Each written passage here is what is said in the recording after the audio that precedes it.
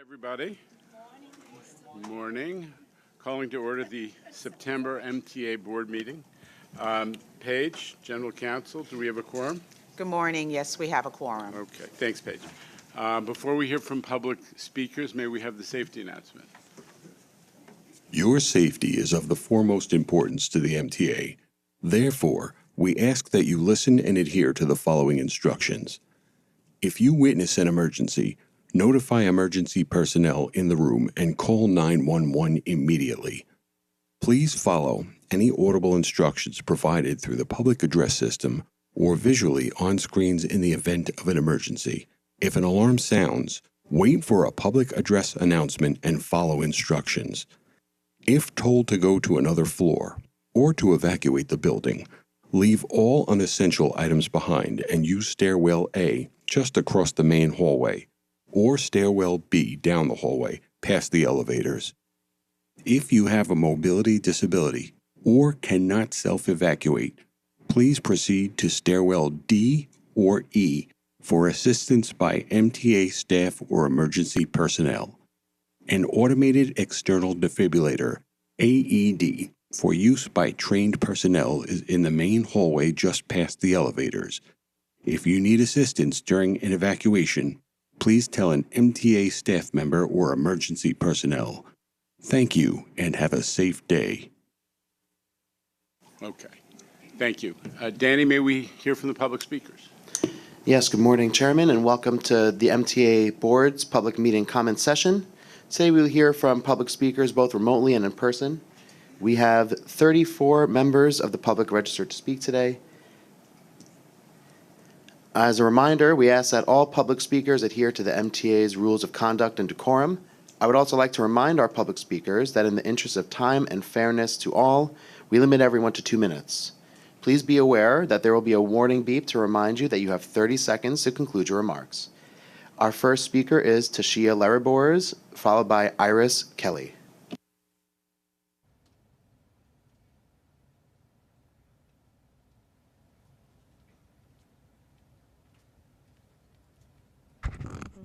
Good morning. My name is Tasha Laribors. I'm a community organizer for Center for Independence of the Disabled, New York. There seemed to have been a need to, I noticed the need to mention the percentage of paratransit satisfaction, yet no mention on what to do about the remaining percentage or about the 100% dissatisfied paratransit consumers in this very room. Situations described before you every month, such as issues with broker service drivers. Now we have the situation in regards to lack of affordability with phase 2 of on-demand. When the remaining percentage of riders express their concerns, their dissatisfaction, it's not just about statistics. It's about a call for action. We must ensure that every single passenger receives the level of service that they deserve. Thank you. Thank you for your remarks. Our next speaker will be Iris Kelly, followed by Felicia Park-Rogers over Zoom. Yes, in regards to the Long Island Railroad, had problems with them because with people with problems, they had on tracks 6 and 7, they had a digital screen with large print for people to see the trains coming and going. But after February 27th, they pulled that out. And then for tracks, Brooklyn trains, it was always on tracks 2 and 3 east to connect. But now where it's hard to connect. Even if it tracks 2 and 3, like 24 after us, it always was able to connect between Penn Station and Brooklyn. But now it's like, it's hit and miss. You can't connect or you'll end up with another 20 minutes. So it makes a hard connection for the Cessna ride when we don't get to them. So this is something that should change back to the way it always was, be able to connect automatically to make things easy for people. And that the also 11-12 is no good to us for Brooklyn. It should be left for the Grand Central for coming and going. People always in a hurry to go back and forth to the trains and the planes. That's what it really should be for that thing. Plus, the fact for Brooklyn, we had our own trains out to Long Island. We didn't have to switch that much to Jamaica if we really had to. But they changed and made a big mess of it. I'm sorry. Then for a Cessna ride, they need to do more improvement, more rides for single riders, for going into work. Because it's like, right now I'm on a share ride, and I'm getting to work very late. after my time probably dropped off at, totally off, even up to 2 hours, even more. Because I picked up at 8:30, I picked up almost at 10 o'clock. It's ridiculous. I need to change that. Sorry. Thank you. Thank you for your remarks. Our next speaker will be Felicia Park Rogers, followed by Kim Theodore.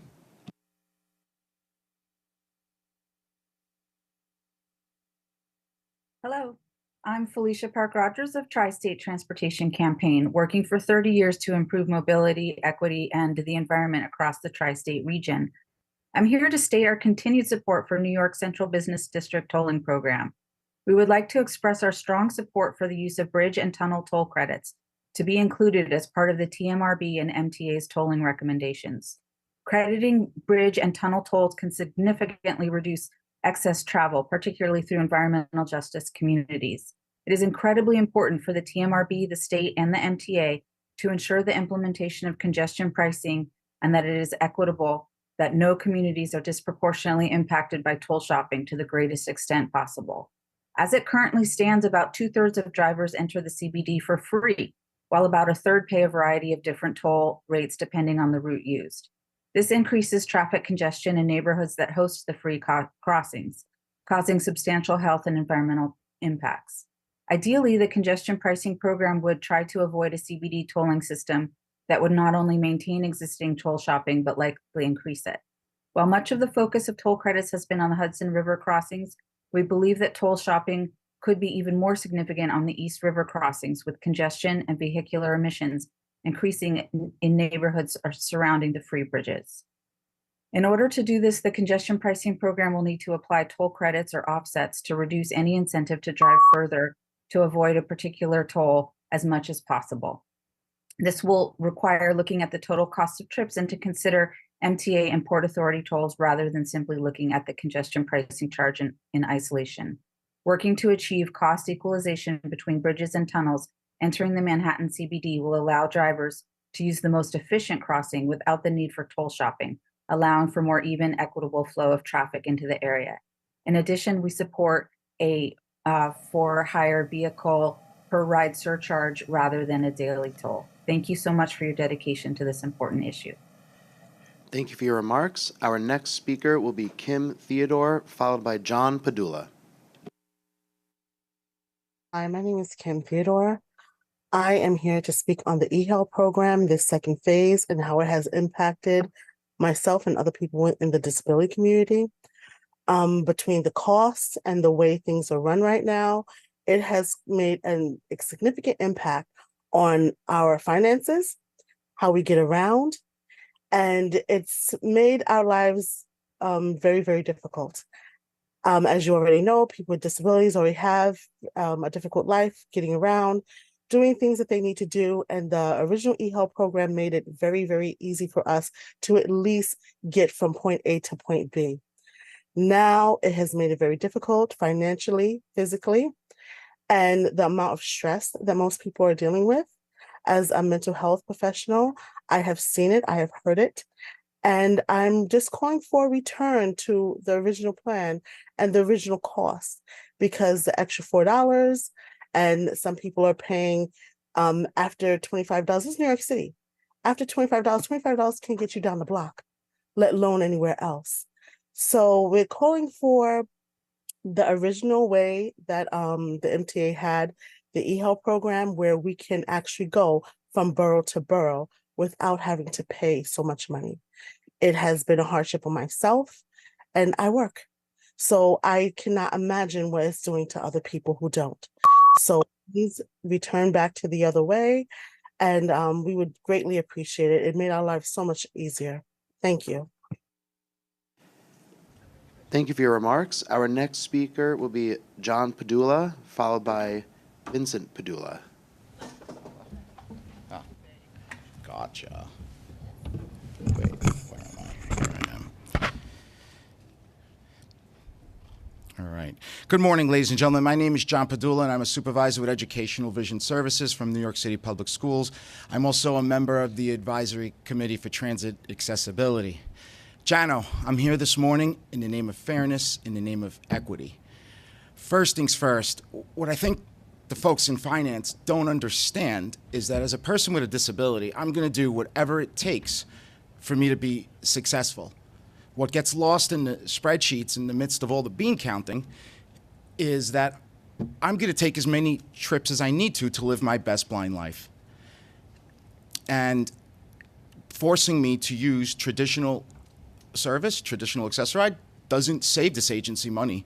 It costs you more money for less. You're spending more for less. So 3 things. First, ladies and gentlemen of the board, we need you guys to take an interest in this. Wasn't there some sort of committee or working group before COVID? And you hear the same thing month after month. I sound like a broken record. I'm like on repeat. Please, ladies and gentlemen of the board, take an interest. You gotta support Chris and Accessoride. He's trying, but without support from above, from you guys to allow him to do what he needs to do, the needle isn't gonna move all that much, okay? Jano, if I worked for you, how many times a week could I show up 30 minutes late? How is 30 minutes a reasonable measure of on-time performance? It's not, it's a joke. Where is the 20-minute window that I've been hearing about for the last year? Let's implement at least a 20-minute window. Let's get that going. Finally, 3, phase 2 is problematic because it's costing people money, but I will say Uber and Lyft have been a godsend. You can get a car whenever you want. CTG and Co-op Ride are a disaster. Don't have time to talk about that. But we need a greater subsidy for phase 3.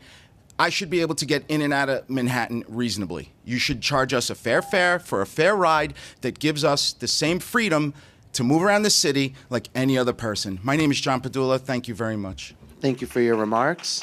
Our next speaker will be Vincent Padula, followed by Charlton D'Souza.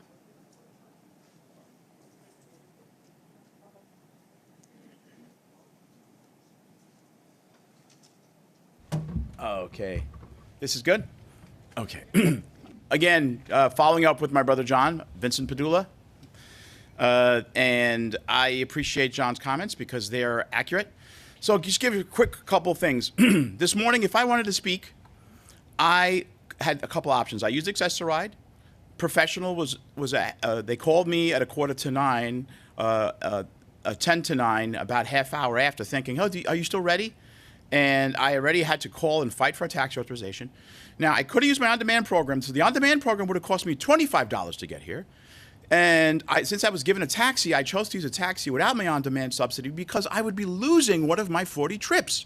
So it cost me $54 to get here so that I can have the right as an American, as a citizen here in New York. With the MTA, you're getting federal funds. There's a lot of things. I understand it. My friend in Chicago had to do a class action suit.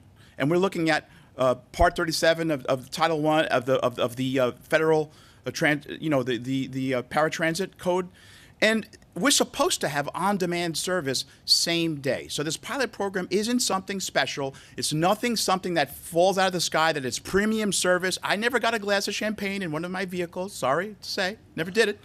But I will tell you what's been happening. So I've got back to Stressor Ride. So now I'm back to vehicles. Now I'm back to calling, begging for taxi authorizations.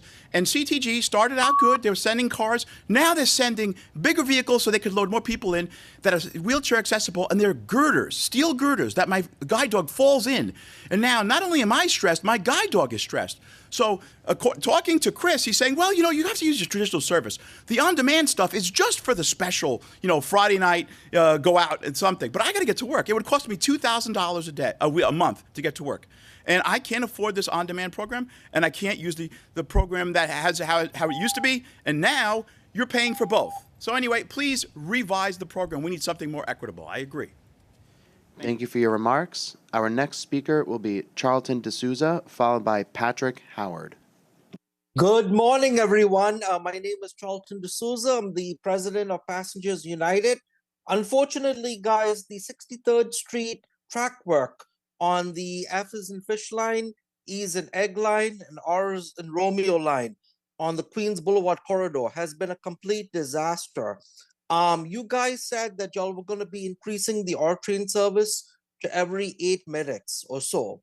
Well, guess what? People are waiting 25 minutes, 30 minutes, and this is during rush hour in the morning and in the evenings. This is ridiculous.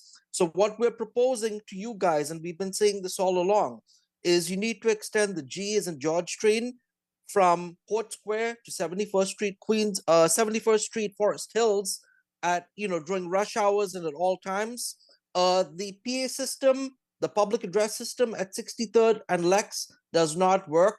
I was there helping people along with Jack. We were helping tons of customers overnight. And, because nobody was there to help them.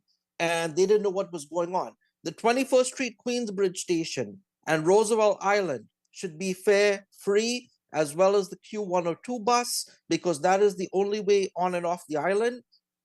And what's happening is many times when people need a GO ticket, unfortunately, when they go to the station agent's booth, there's no station agent there because the station agent is either on a break or went to the restroom. So y'all need to have permanent station agents there. Y'all should have like 2 or 3 agents there so that when people are coming out, they can get the GO ticket.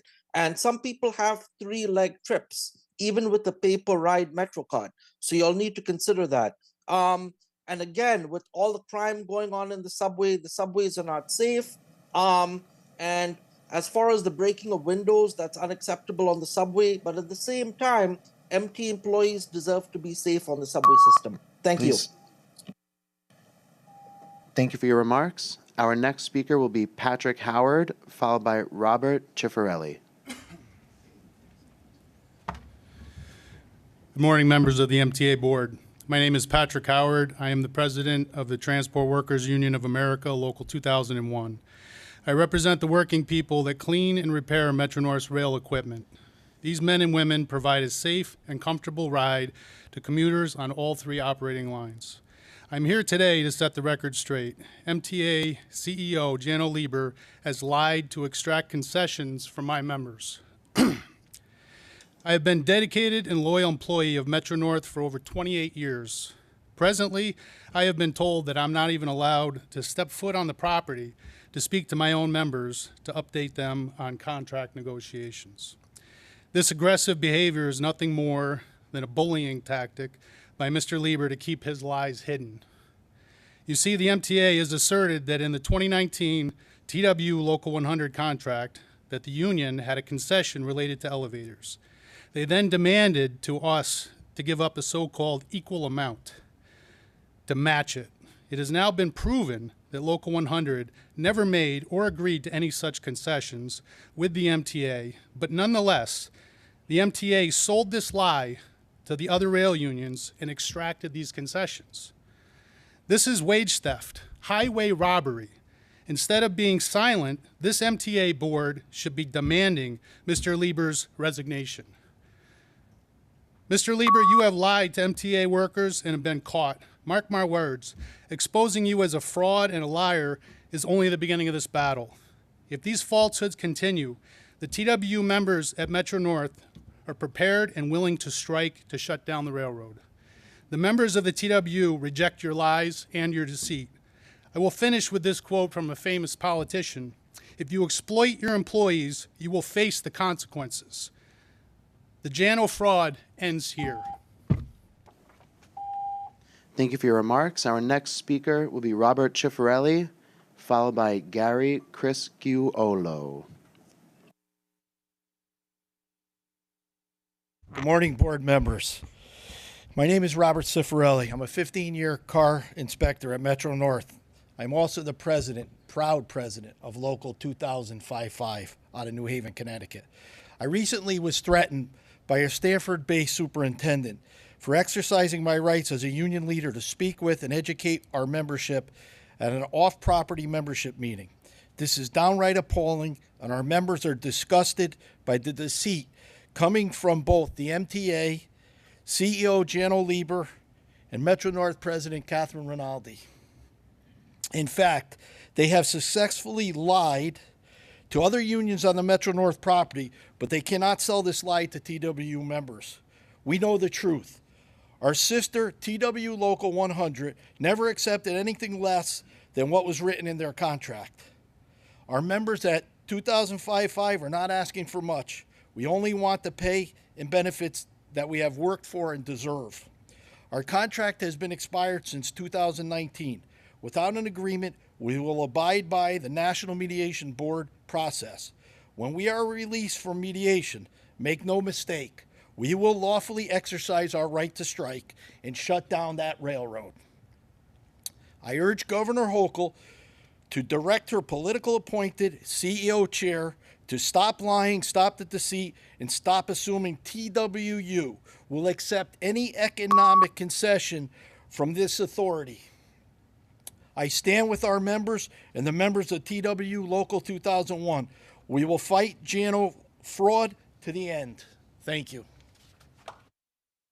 Thank you for your remarks. Our next speaker will be Gary Criscuolo, followed by Patrick Flannery.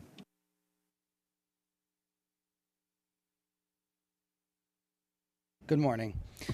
My name is Gary Criscuolo. I'm a 10-year coach cleaner at Metro North Railroad based in New Haven, Connecticut. You called me a hero. You said I was essential. But when it came time to negotiate a fair contract, you lied. During COVID-19, we cleaned and sanitized Metro North rail cars to make sure they were safe for passengers. We kept stations clean. We kept this railroad operational at our own peril. Many of you worked from the safety of your home, but we could not. We prayed our PPE would keep us safe day in and day out. We were terrified of bringing this deadly virus home to our families. I lost coworkers and friends to COVID-19, good, hardworking people who died working for Metro North Railroad. Died. Tell me, Chairman Lieber, were you one of the people banging pots and pans at 7 p.m. every evening, hanging out of your window to thank us essential workers? Or was it during that phony act of concern that you came up with this scheme to defraud railroad workers? Your negotiator repeatedly lied that TW Local 100 established a pattern of concessions. Will you continue that lie of garbage at our next session? Or will you craft another bald-faced lie? Because we have heard that you are now claiming another pattern of concessions, one totally different from the first lies that you peddled. You and the MTA are now telling new lies to cover up old lies. Real shocker, total joke. Whatever falsehoods you may concoct in the future are between you and God. I just ask one simple favor. One, don't ever get up and call us heroes or essential workers again. Thank you. Thank you for your remarks. Our next speaker will be Patrick Flannery, followed by Monique Johnson.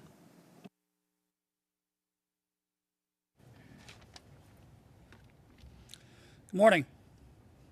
Good morning. My name is Patrick Flannery, and I am the Executive Vice President of Transport Workers Union of America, Local 2001 Railroad Division. Janno Lieber and the MTA have lied to thousands of commuter rail workers and gotten caught. Everybody knows it is now, including the governor and the federal mediator. Janno's MTA has been nailed in so many lies to the federal mediator that it is comical and quite embarrassing. If Janno Lieber had any respect for Governor Kathy Hochul, you would resign before you cause her irreparable harm, before the forensic auditors come in and find out what kind of scam you're running here. In truth, Janno was given dozens of chances to settle this contract quietly, without exposing his own shame and without fanfare. But his own bloated ego stood in the way. Political appointees are supposed to protect their bosses. Instead, you determined that your ego was more important than telling the truth to the governor. But she found out the truth anyway, despite the repeated lies you told her. In the end, you are not going to beat the Transport Workers Union of America. The truth is on our side, and we are not going to stop fighting. Thank you, and you should resign like in 15 minutes. Thank you for your remarks. Our next speaker will be Monique Johnson, followed by Lisa Daglian.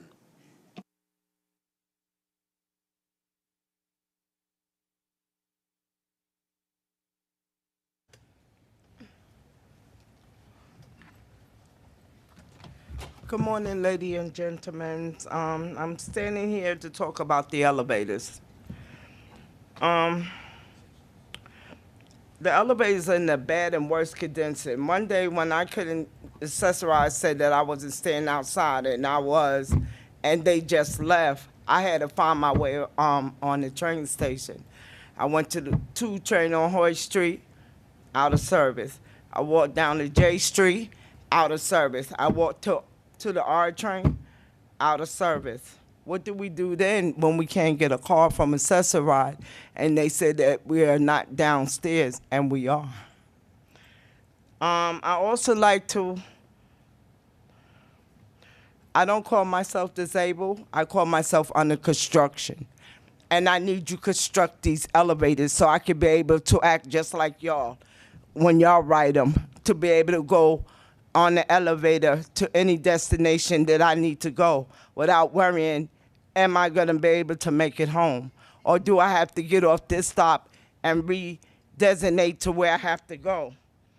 Another thing, CUC, stand for communication, unity, and community. And we all come together and stop trying to one up on one another and come together and communicate and use the unity and communication skills in the community, then we'll get somewhere. Stop looking at us and until you're in this predicament, you don't know what we go through on a daily basis. You have no idea. Let's communicate. Let's unite with each other. Let's get the community involved, and let's see how we can solve these problems, because they've been on too long for too many years. Thank you. Thank you for your remarks. Our next speaker will be Lisa Daglian, followed by Elizabeth Valdez over Zoom. Hi, good morning. I'm Lisa Daglian. I'm the Executive Director of the Permanent Citizens Advisory Committee to the MTA or PCAC. On Monday, we heard exciting news about the pace of elevator installations in stations around New York City. Yesterday marked the first time a Staten Island railway station was made accessible with elevators. These aren't just any elevators, they're equipped with technology-enhanced safety features. Later this week, we'll hear about more projects. Yeah, we have a long way to go to make 95% of stations accessible by 2055, but we're finally seeing a pace of installations that makes it realistic, and that's good news for riders. Come on, Mets Willets Point. In the coming weeks, we'll see the 20-year needs assessment, which will provide the path to the next capital plan. The fusion of state of good repair work, station enhancements and accessibility work, network expansion plans, and safety and reliability projects will ensure a smoother ride, including new train cars and buses. All transit is local, and everyone wants their voices heard, so we're looking forward to robust public comment periods. The tie that binds us all together is congestion pricing. It will help provide a big chunk of the funding to pay for the projects that will ensure we have a 21st century transit system for our 21st century region. Getting people out of their cars means that transit must be the more attractive alternative, aside from the obvious benefits of cleaner air, less traffic, and funding for critical improvement projects. Meeting the demands of increasing ridership is key, and the service increases announced for weekend and off-peak travel on subways is an excellent start.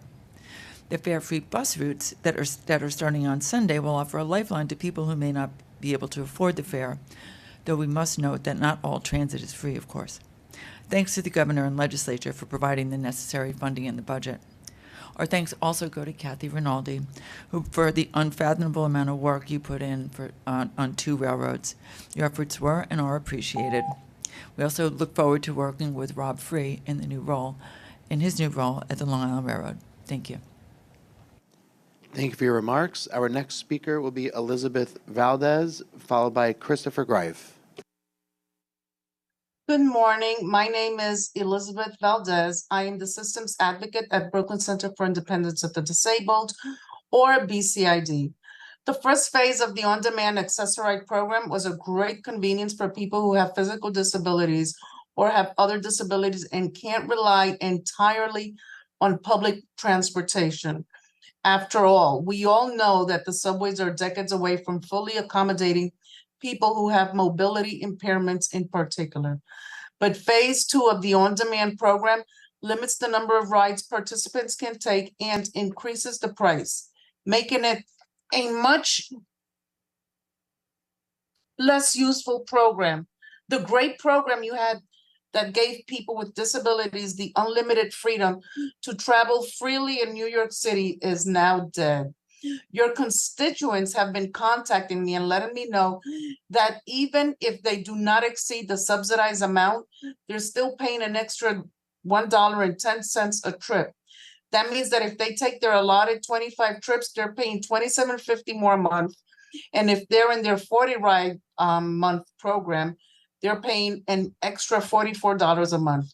That cuts deep into their budget. The increase is unfair, and we urge you to reduce the fare to $2.90, which is for other accessory riders.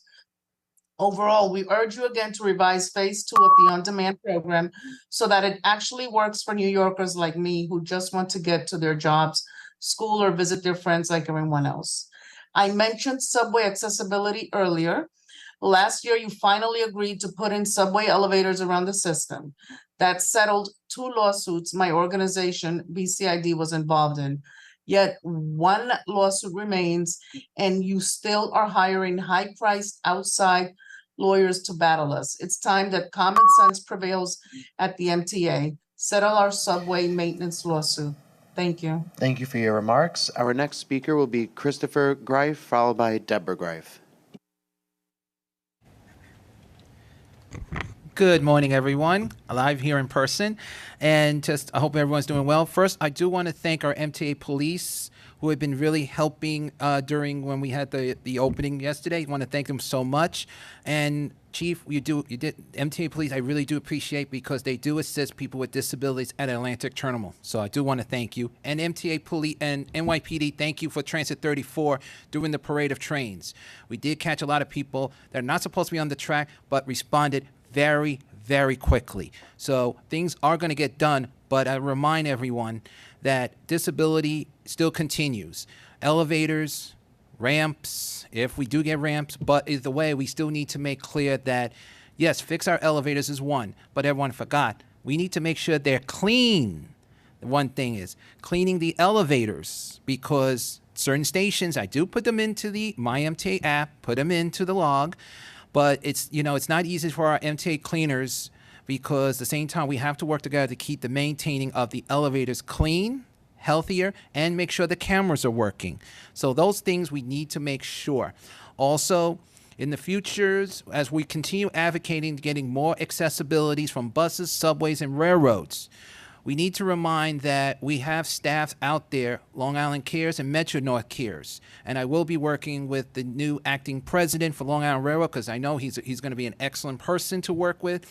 And we will continue working with him all the way for accessibility for all railroads, from Long Island Railroad from one end to the other. But very important thing is we need to make very clear when we do talk about any combo stuff, can we please make sure accessorized GPS systems are working properly. There are still has some minor glitches. So we do need to make sure those are fixed. Thank you, everyone. Thank you for your remarks. Our next speaker will be Deborah Greif, followed by Miriam Fisher on Zoom. Good morning, everyone. Chief, I want to thank your police because this morning, as this is the usual thing that happens to me, I have my card that can I have 2 accessible cards. I am a tester for the Omni, but I also have my card for the gate, the auto gate. As usual, this woman with a baby stroller thought she could push me and go through. Now, in the past, a couple of cops stopped me and said that I said, I don't know this person. So now I've gotten, since I am very happy you have cameras around with mics, I say out loud, you are not related to me. How dare you push me? And I'm not paying for your ride. Now, this needs to stop for me and others. I'm not the only person with disabilities that it has had done to them. It is not right. I pay correctly. And also there are times I can't get out because they're in the front of the gate and I have to wait because they're acting like, oh, here, I'll hold the door for you. No, you're trying to use me to get into the system for free. That's not my fault, and I'm in danger. So I appreciate when the cops do assist me because if situations were reversed, I trained my child not to do that, and others. I told them no. But also we need to make videos for service announcements for people with disabilities. Why? I'm sick and tired of people who don't, and I know they're hidden disabilities, but they think they can push ahead of me or the person with the wheelchair so they can get on the elevator first, claiming they're going to help us, and they push the close button.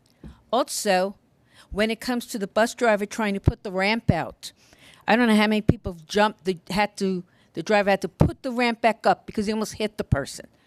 That's not the driver's fault, and his safety is in danger as well as mine. So we need to do more filming and training of the public who doesn't know what they're doing. Thank you. Thank you for your remarks. Our next speaker is Miriam Fisher, followed by Teresa Harris.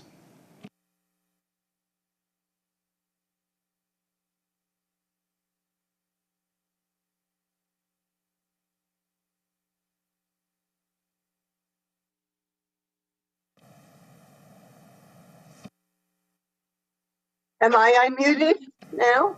Yep. Okay. Good morning. I'm Marian Fisher, and I'm supporting my colleagues who were disability advocates and activists and asking for better maintenance and to settle the lawsuit on the elevators. 34 of elevators outages at any given time, 33 escalators have been reported by council members Keith Bowers and Sanchez of 2023 out of order. Here is an example of also being able to notify people in real time. I don't know how visible it is, but in New York, we have digital signs that tell us to the minute when the next train is coming, but we don't have signs when an elevator is out. This is from Washington, D.C. It says, not that visible, but it says elevator outage.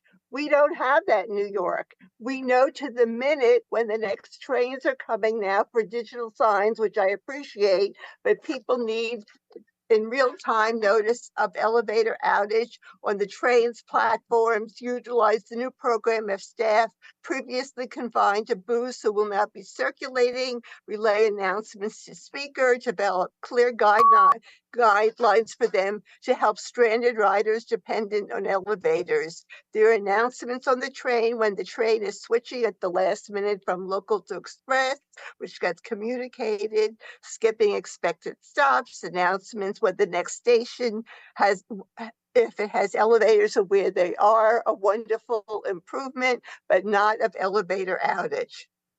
Another issue I'd like to bring up is benches.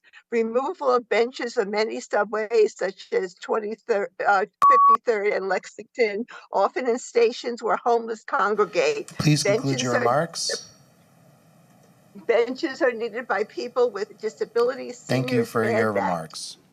Our next speaker will be Teresa Harris, followed by Alita Dupree.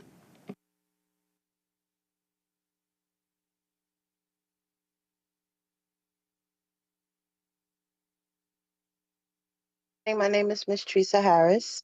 I am currently an e-health program and accessoride client. I'm calling on behalf of those two things, and I am stressed because I did start the program for the e-health, actually got in, and I'm blessed and I'm grateful to actually try it out before it even launched. It was the most beautifulest thing ever. I was able to get places on time. I was able to get to funerals. I was able to get to weddings. I was able to go and see my granddaughter be birthed on time. And now with this e-health program, I cannot afford it. I cannot afford it. I cannot afford it. And it's bad. And I feel like my life is being taken away from me, my freedom, as everyone else has freedom to get up and go whenever they feel like it and stuff. I wanted to continue to do that as well with the e-health program. I wish it would go back to where it was, and it gives us this freedom. And I'm speaking on accessoride. I missed a lot of important appointments because I've been on the assessor ride for 5 hours instead of getting there on time. I missed a lot of things waiting 3 or 4 hours trying to figure out how I'm going to get home on public transportation. So I just like to tell y'all, please, please, whoever did this plan is not working. It's not working and we cannot afford it. Thank you very much. Thank you for your remarks. Our next speaker will be Alita Dupree, followed by Michael Ring.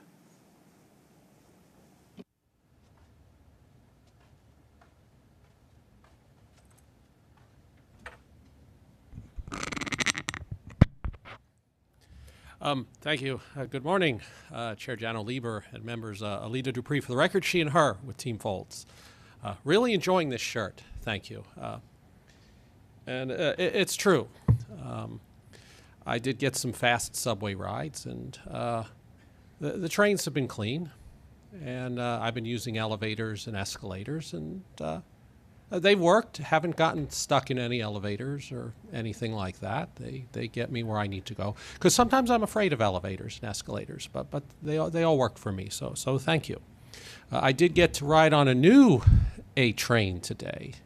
Didn't know when I get to see that. It wasn't the open gangway type, but I enjoyed it. And I remember when we got rid of the R32s, and they reminded me of Jerry Rafferty's Home and Dry. But now we have new trains, so it's going to give us new traditions.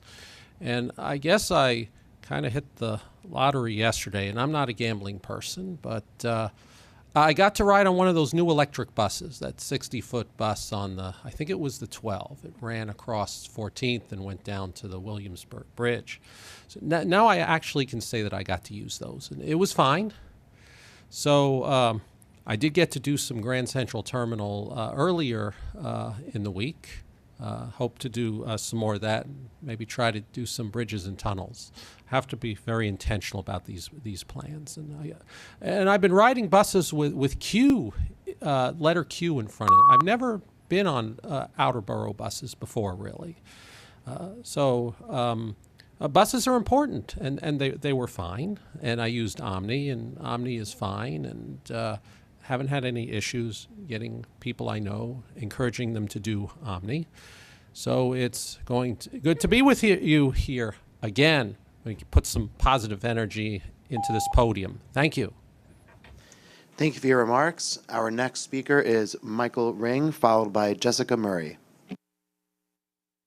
Good morning. My name is Michael Ring. A short visual description, a verbal description will say I'm wearing a green hoodie and a green hat that says Disabled in Action, the name of the organization I'm representing, and I'm a handsome 60-year-old white guy. I've been coming to these meetings for a long time, and I think because I've been coming to them, I got to be in phase 1 of the on-demand program. A lot of other people in phase 1 are a lot of the movers and shakers in the disability community. We were really lucky. Phase 1 allowed spontaneous and unlimited travel. We were able to go to work. People who go to work have to travel spontaneously, and it can't be limited. Phase 2 isn't working for that purpose. It provides limited amounts of travel, limited quantity, and limited distances, and it's also very confusing. I have a master's in social work. It took me a while to figure it out, and I explain it to people, but it doesn't work for a lot of people. I understand it can't work for everyone, but we save you guys money by getting in an on-demand car that we book ourselves as opposed to one of them white and blue vans. We all want to save money. There is another program that's kind of quiet, that hasn't been talked about a lot, the taxi reimbursement program. If something screws up with your Access-a-Ride, you can call up and say, hey, I got to get somewhere, the ride isn't here, I need a taxi, and then you get paid back. And it works within your own borough when you ask for an Access-a-Ride ride, within a borough. Now, I live in Park Slope. The cost of me going to Sheepshead Bay to visit my mother is the same as the cost of me to get here. But I can't come here with the taxi reimbursement program because it's an out-of-borough trip. For people who need to go to work, I would just say simply expand taxi reimbursement so that people who need to travel from borough to borough to go to work can go to work, make money, pay taxes, be productive, like everyone wants to do. Thank you very much. Thank you for your remarks. Our next speaker is Jessica Murray, followed by Jason Anthony. My name is Jessica Murray. I'm the chair of the Advisory Committee on Transit Accessibility, and I'm also a member of the Rise and Resist Elevator Action Group. We've been at it for more than 6 years. Today is my birthday. Yay! So I woke up and I've been thinking a lot about the passage of time, and 6 years is a long time, but it's paying off, and it's so exciting to see all the new elevators opening. And I'm really, really genuinely happy that there's so much enthusiasm around these new elevators, and that you've kind of really changed the tune from what it was like 44 years ago, when the very first elevator accessibility lawsuit was filed here in New York City, way before the ADA, a few days before I was born. I'm going to be 76 years old when the elevators, when all the elevators are in all the stations, but it's happening, and it's just like, it just makes me so happy to see it happening. And I really appreciate the love and the pomp and circumstance around every elevator opening. But there are issues in the here and now, and there are a lot of people that can't get around today. And I would love to see some of that same energy be channeled into figuring out a way to make our mass transit work for more people and make our paratransit part of an ecosystem of transportation here in New York City. And we have ideas. We're just bursting with ideas. Michael Ring, one of our members, had a great idea for announcements on buses this morning that I think we should implement. There's a lot of work to do, and it's hard, it's difficult work. It's not always fun, it's not always exciting, it's not always flashy. Maintenance is not sexy, but we have to do it. What is the point of having elevators if they're not maintained? Can we come to the table and settle this lawsuit and figure out a way that people can get around more easily with the system that we have, with the system that we're building? I don't want to spend another birthday here. Thanks. Thank you for your remarks. Our next speaker is Jason Anthony, followed by Sally Wolf. Good morning, buenos dias. On the Hispanic Heritage Month, Jason Anthony here, another month. Let's talk about accessibility, like I started on Monday. I got word over this past weekend that several folks got stranded at an event on Sunday waiting for a accessory ride home for over 3 hours. When I heard that, my reaction was, I had to speak about it. I spoke about it on Monday. I have to mention it again. 3 hours is unacceptable. And it's a disgrace. We need to do better. Especially when unions are involved, we need to communicate better with passengers. And another thing, yesterday we had the opening of the elevator at New Dorp. The first one within Richmond County, better known as Staten Island, the Forgotten Borough.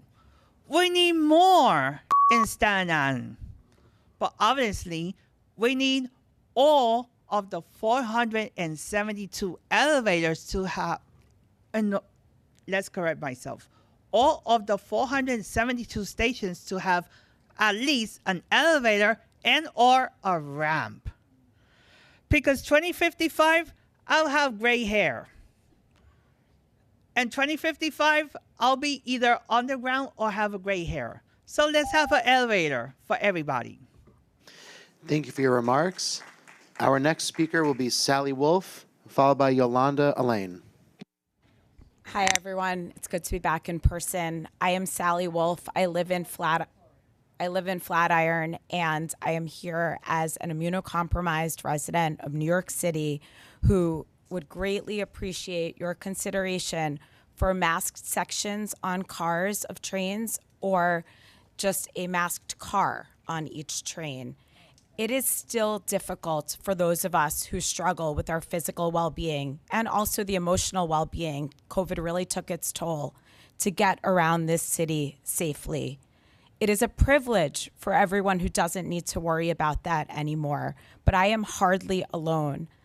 Last week at Rosh Hashanah services, happy and healthy to anyone else who's celebrating, we had asked our synagogue whether there would again be a masked section for those of us who still needed to exercise caution.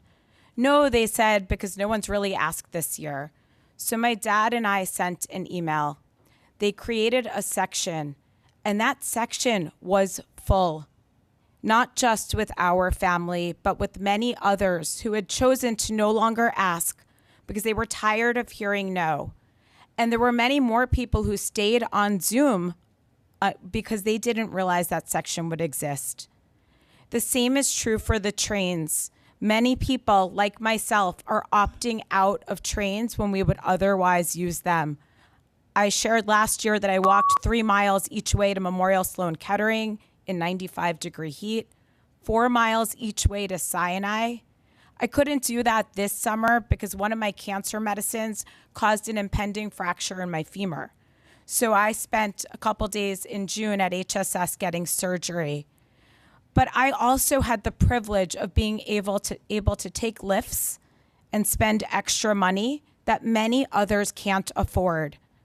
I speak not only for myself, but also for others who don't have those privileges. Please hear me. Thank you.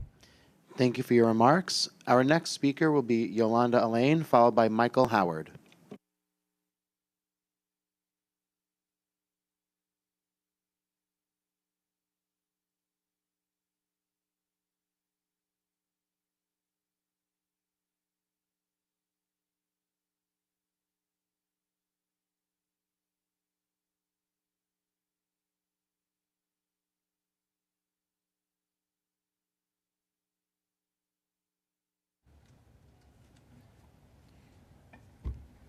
Good morning.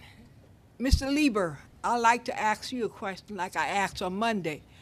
Would you be in a vehicle with a person driving the vehicle using FaceTime? Would you be in a vehicle, somebody have their foot on the dashboard? Would you be in that vehicle, or would you allow your family member to be in that vehicle? I asked that question. No one was able to answer that question to me as far as and the board members, you'll have a dereliction of duty where it's concerned to access a ride. I was injured August 31st. Until this day, no one from the MTA have asked me what happened, how do I get my injury sorted out. I'm unable to walk now because of that injury. Who's taking care of me? What is going on with the MTA? If I was on a city bus or a subway station, guess what? Or anywhere in New York City subway, someone will be able to come and give me assistance and aid. What about you, board members? What are you doing for access ride? Every month, people come here and complain about certain things, and nothing is being done. But if someone complains about the subway or buses, Metro North or Long Island Railroad, something is being done. Why? Because access ride users in the basement, we don't count. We are citizens just like everybody else in New York City. We pay taxes just like everybody else in New York City. Even pets in America get treated better than accessory ride users. What is all this? Why can't we get the same safety, all the things that is happening on New York City buses and subways? On Long Island Railroad, Metro North, why can we get the same type treatment? You board members, what are you doing for accessory ride? Every month, for years, people been complaining. What are you doing? Absolutely nothing. It's about time y'all take your duty and make it important just like the rest of us. Thank you for your remarks. Our next speaker will be Michael Howard, followed by Robert Acevedo.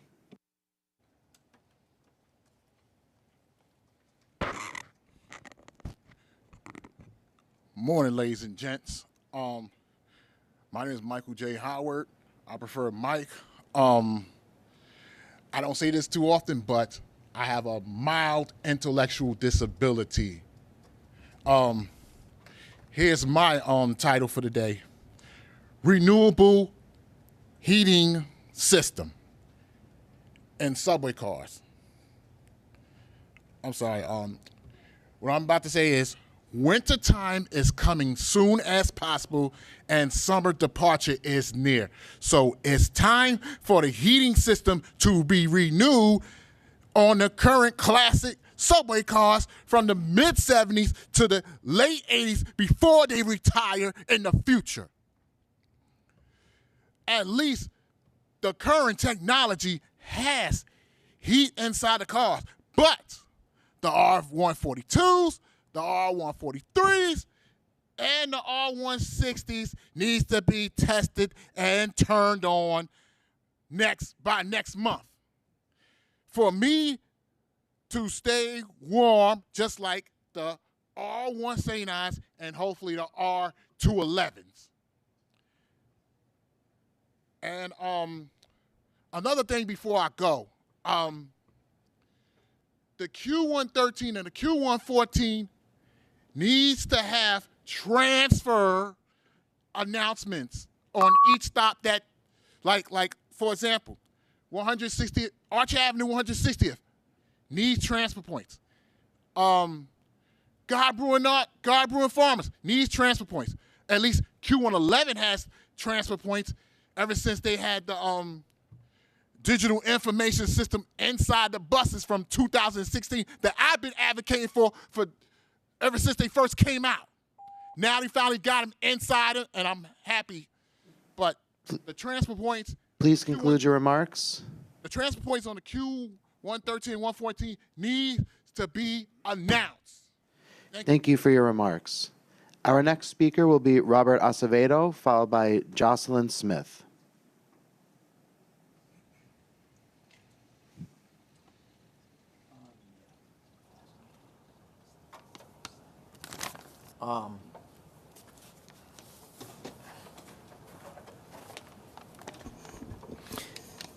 My name is Robert Acevedo. I am from Disabled in Action. I was at the new trains, the new A trains. And so I will briefly speak on my experience with this A line.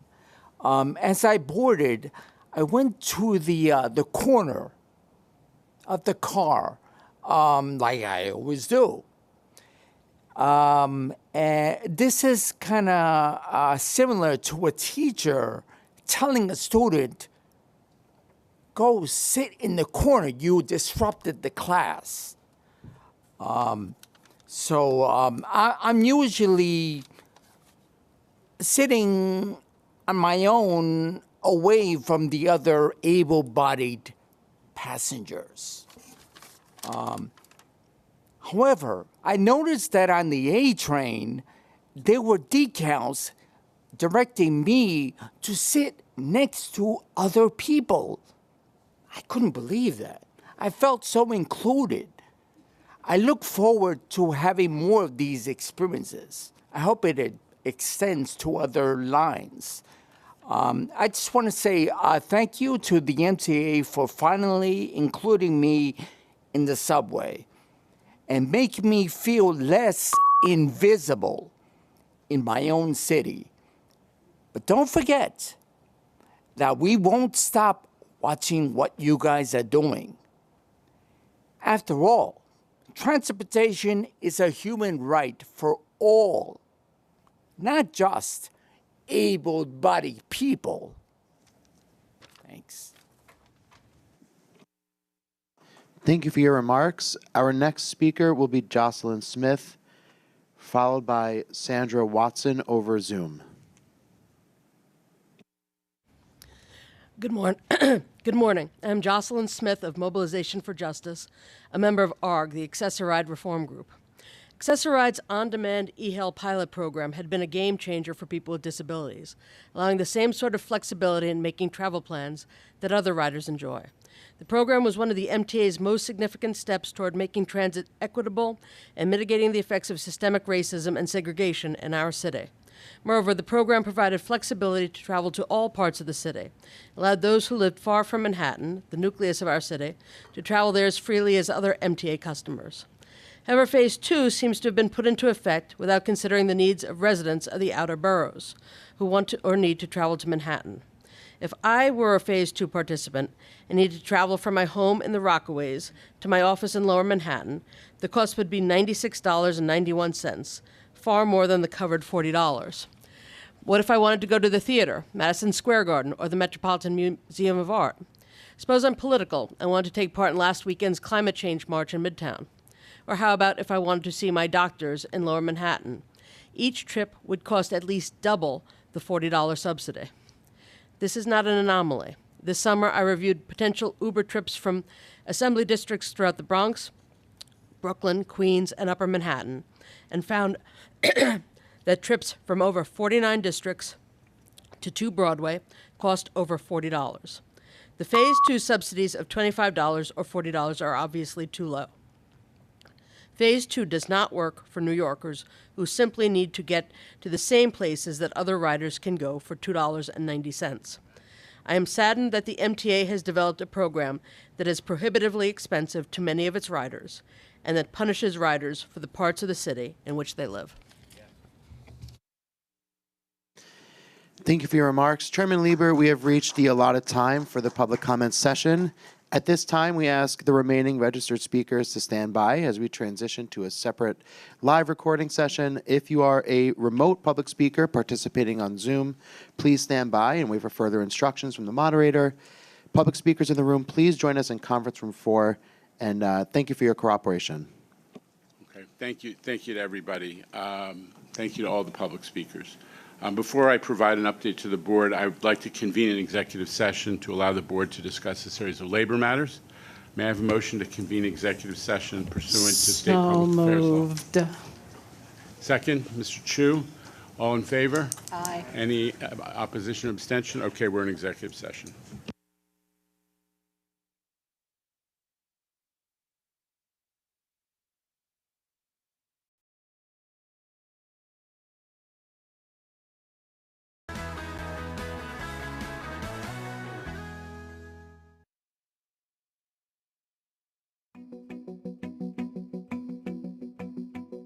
Hi, my name is Donna Charles. I am a station appearance maintainer. We basically maintain the appearance of restrooms, waiting rooms, platforms, sidewalks. We mop, sweep, dust, sanitize, salt, shovel snow, whatever it takes to keep our stations clean.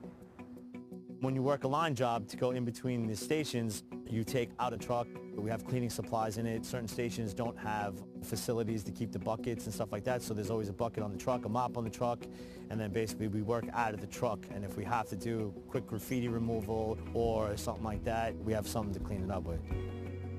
I'm a platform cleaner. It makes me happy that my job is important because it's important to me to make sure that the people want to come back, that they have a clean place to come to.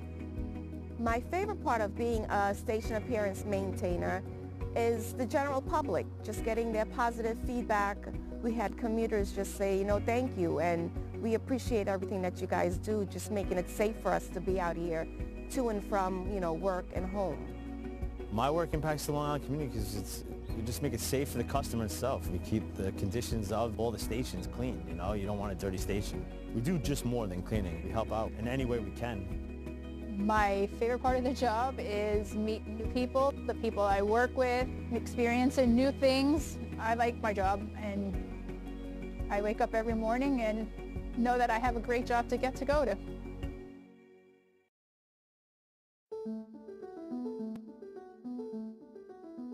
My name is Winnie Espada. I'm a car appearance maintainer, and I've been doing this job for 10 years. I work out of Shea Yard. I was interested in helping the community, the public, so when our passengers get on the train, they'll see that I cleaned it. I'll feel good that I did the job, that they're comfortable and they don't have to worry about the mess because we took care of it. Well, I always had a background in cleaning with janitorial work and also car detailing. So I came to the railroad and used my skills that I learned from there to help clean the trains. I like working on the train, working with the equipment. I always enjoyed cleaning, so that's really it.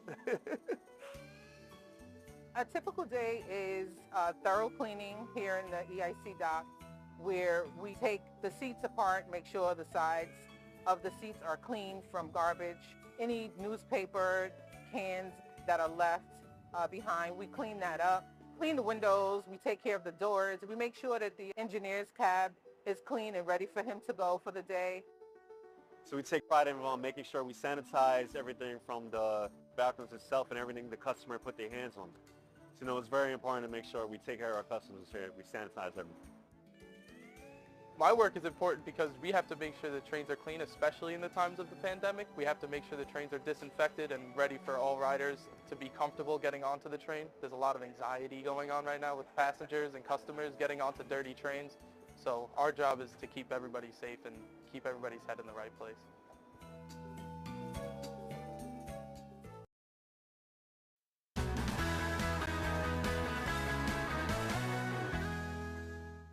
What does a record do?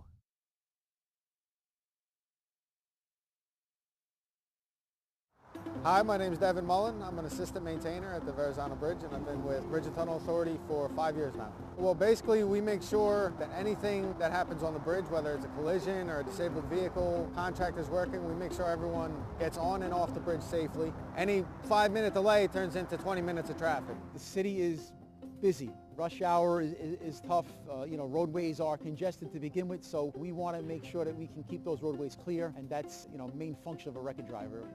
Every day they save the day. That little disabled vehicle, if that disabled vehicle is not removed, a lot of people are not getting to work in the morning, so that quick response is going to determine how the rest of the day is going to go for a lot of people. They are the go-to guys. We depend on them on a daily basis, and they perform their job very well.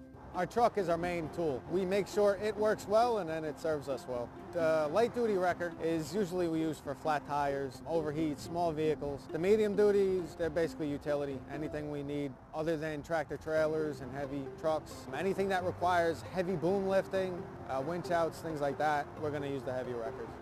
Working on the roadway, it's a dangerous condition. You have vehicles flying by you at 60 miles an hour. People aren't paying attention half the time, so you do run the risk of getting hit. So they never know what's going to happen when they're up there. I mean, there's different types of, disables. There's all kinds of different vehicles. There's trucks. There's hazmat vehicles that are carrying chemicals. So there's always a challenge when they get up there. We're first on scene a lot of the time. We just try to help people. We try to get the bridge moving, the traffic moving, get people where they got to go. And we try to get them there safely. It gives you a sense of responsibility, and it's satisfying at the end of the day to know that you are part of keeping this running and keeping everyone safe.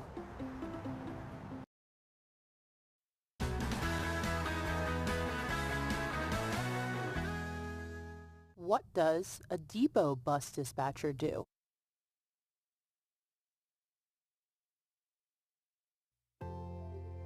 My name is Veronica Torres. I'm a surface line dispatcher.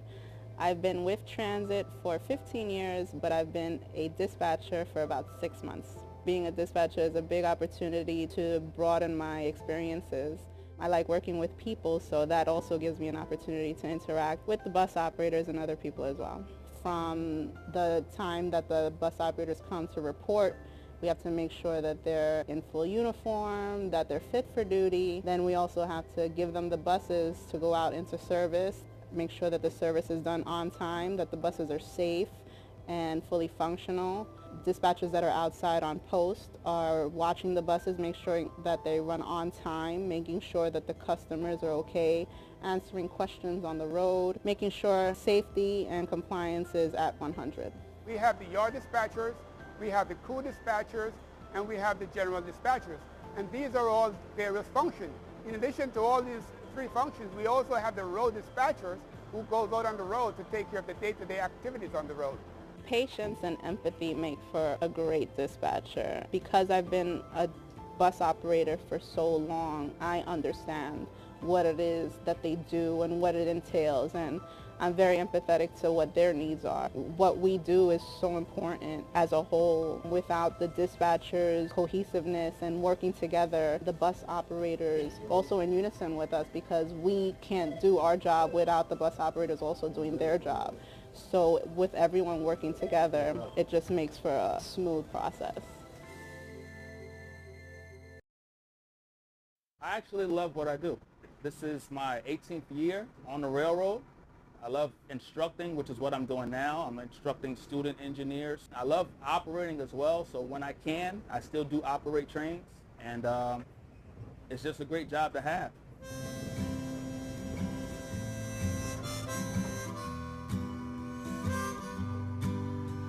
My name is Inade Maruga Sr. I'm currently a locomotive engineer, special duty instructor. I've been with Metro North for 5 years now. My name is Robert Sapari, and I'm a training officer, locomotive engineer for Metro North Railroad, and I've been with the MTA for 10 years. My earliest train memory is being in the train with my dad as he was operating. I'm second generation railroad. We actually operated around the same time just before he retired, so that's probably one of my biggest memories. Responsibilities for a locomotive engineer are vast, from dealing with your crews and having a job safety briefing to checking your equipment and making sure all your safety checks are complete. Safety plays a major role in what we do because of how many lives we're responsible for.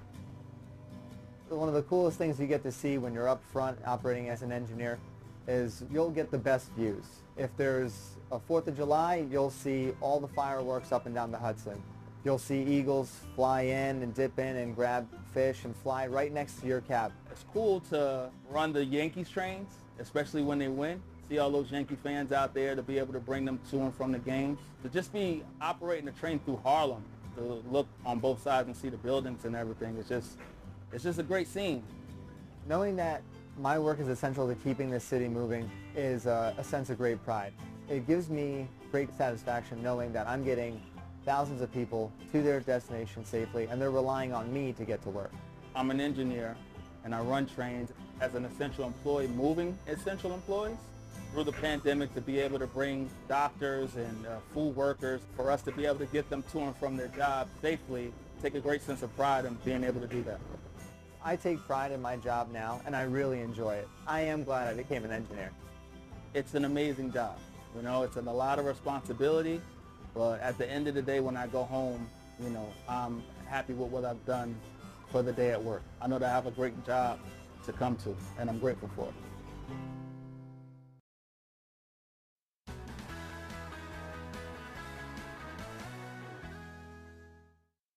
What does a bus maintainer do? My name is Perry Evel. I've been with the transit system for 8 years. I work at Casey Stengel Depot in Flushing, and I'm working as a BMB, which is a bus maintainer.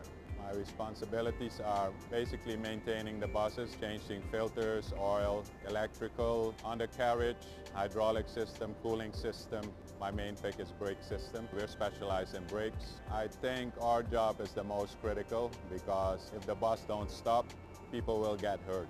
When an individual comes to New York City Transit as a maintainer, there's different training that they receive. So they'll get training on the bus from the front to the rear, electrical, diagnostics, body work, depending on what their title is.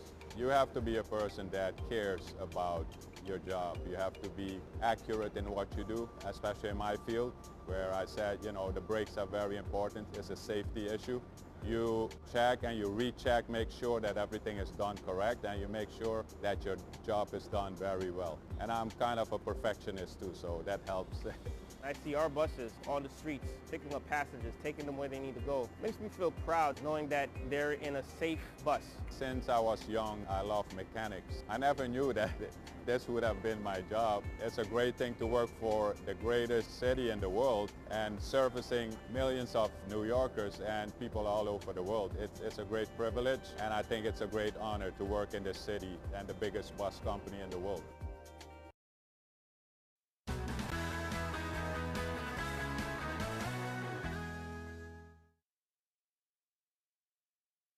Hi, my name is Ryan Motley.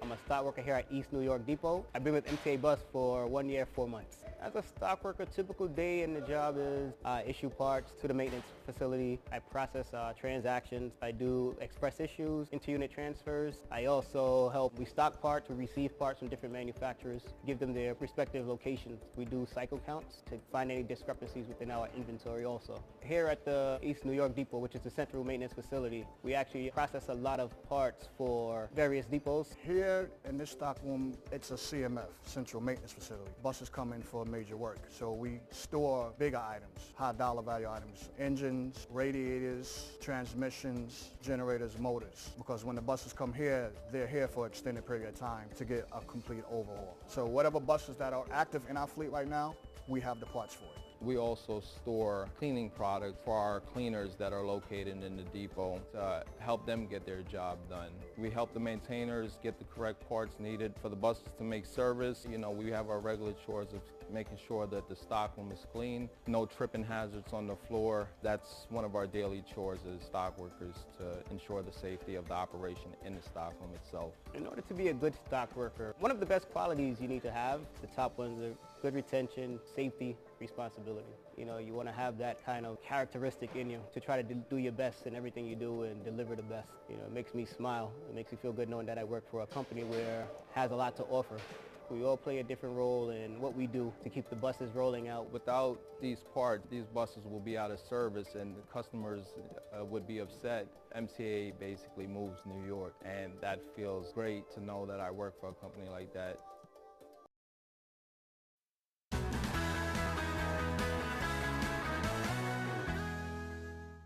What does a system operator do?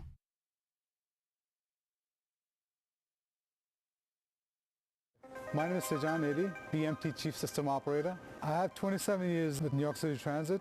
As a Chief System Operator, I'm in charge of the supplying of DC power, traction power. The system operator's responsibility is to oversee all the third rail power that we provide to run the trains in the New York City Transit system. The way that we power up the third rail is we get electricity from Con Edison. We go to our substation, which is converting the AC from Con Edison's high voltage into 650 volt DC, and then from there going into the third rail, which power the trains. A typical day for system operator involves general order. General order, or GO, it's a planned work outage. Normally they're working next to the third rail or nearby, so they want power off so they can work safely. Any emergency happens out in the field, RCC give us a call to have a power off on a certain line, certain track. The Power Control Center controls remotely all the equipment out on the field. This equipment that we control is called the MTU, which is the Master Terminal Units. We take power off instantly by operating these buttons on the board. As for RCC requests, we normally take power off from gap to gap for emergencies. Red means the power is on. When it goes green, that means the power is off to that track. It's good to know that the work I do helps to keep the employees safe and the system moving.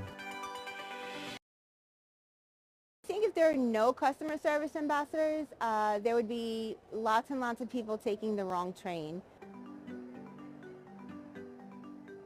A customer service ambassador is a frontline contact providing fast-changing, accurate information, especially during service disruptions. We're here to direct you, assist you, and be patient as well. The qualities that make a good customer service ambassador are patience, communication, following instructions, and just pretty much being a people person. Getting lost in New York it's really easy. That's what we're here for, to help them. So every day I show people how to use the phone. We have this app called Train Time, and it tells you the time everything comes, schedule changes, tells you advanced scheduling as well in case you need to come in a week. My most memorable day at work, we had an elderly woman come off of the airport. We assisted her to getting to her family, which was in another town. She had never been to New York before. She was completely lost. She thanked us several times, and I was able to help this woman get to her family. That's the motivation. Just helping people in general is seeing their face. I like to help people a lot. You know, seeing people happy and getting to their place. It makes me feel really happy, especially that I know they're getting to their destination safely. We serve with pride.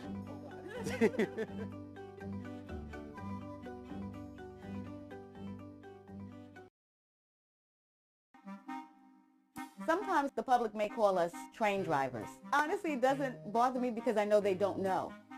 My name is Keisha Cole. I'm a train operator, and I've been with MTA for 6 years. I work on the 7 line. It's approximately 21 stops from Main Street to 34th Street, and it takes about 36 minutes from end to end. My name is Jim Van Name. I'm a train operator for New York City Transit. I've been here about 3.5 years. I operate the train on the Q line, which end to end is approximately 44 stops, and it takes me about an hour to complete. My earliest train memory is I was a kid. I got on the F train with my mom. The first time I was on the train, I was excited. It was fun. I was raised on Staten Island, and my friends and I used to take Staten Island ferry over to the city, and we used to ride the train all over the place. That's probably where I got my first love of the subways. As a train operator, there are two different ways you can pick up your train. You can pick up your train in the yard as a put-in, which means you okay your train for service and bring it into the terminal station, which is the last stop on the train line. Or you can actually pick it up from the terminal station. When preparing my train for service, I do various checks to make sure it's safe for myself and for the public. Once my day starts, I have about 3 round trips. I take passengers from Main Street to 34th Street and back to Main Street. That's 1 round trip. I start over at the yard, and then I have to do what we call a put-in. I have to prep the train for service, and then they send me out over to Stillwell Terminal, and then I go into service. I do my 2 trips up to 96th Street and back, and that pretty much completes my day. It usually takes anywhere from 8 to 8.5 hours. At the end of the day, the 2 ways of finishing the job is to just walk up the train at the terminal station at the last stop and just sign out and go home, or to do a layup, take the train from the terminal station back to the yard, lay it up, put it away for the evening, and go home from there. I love the fact that I'm moving this big machine by myself.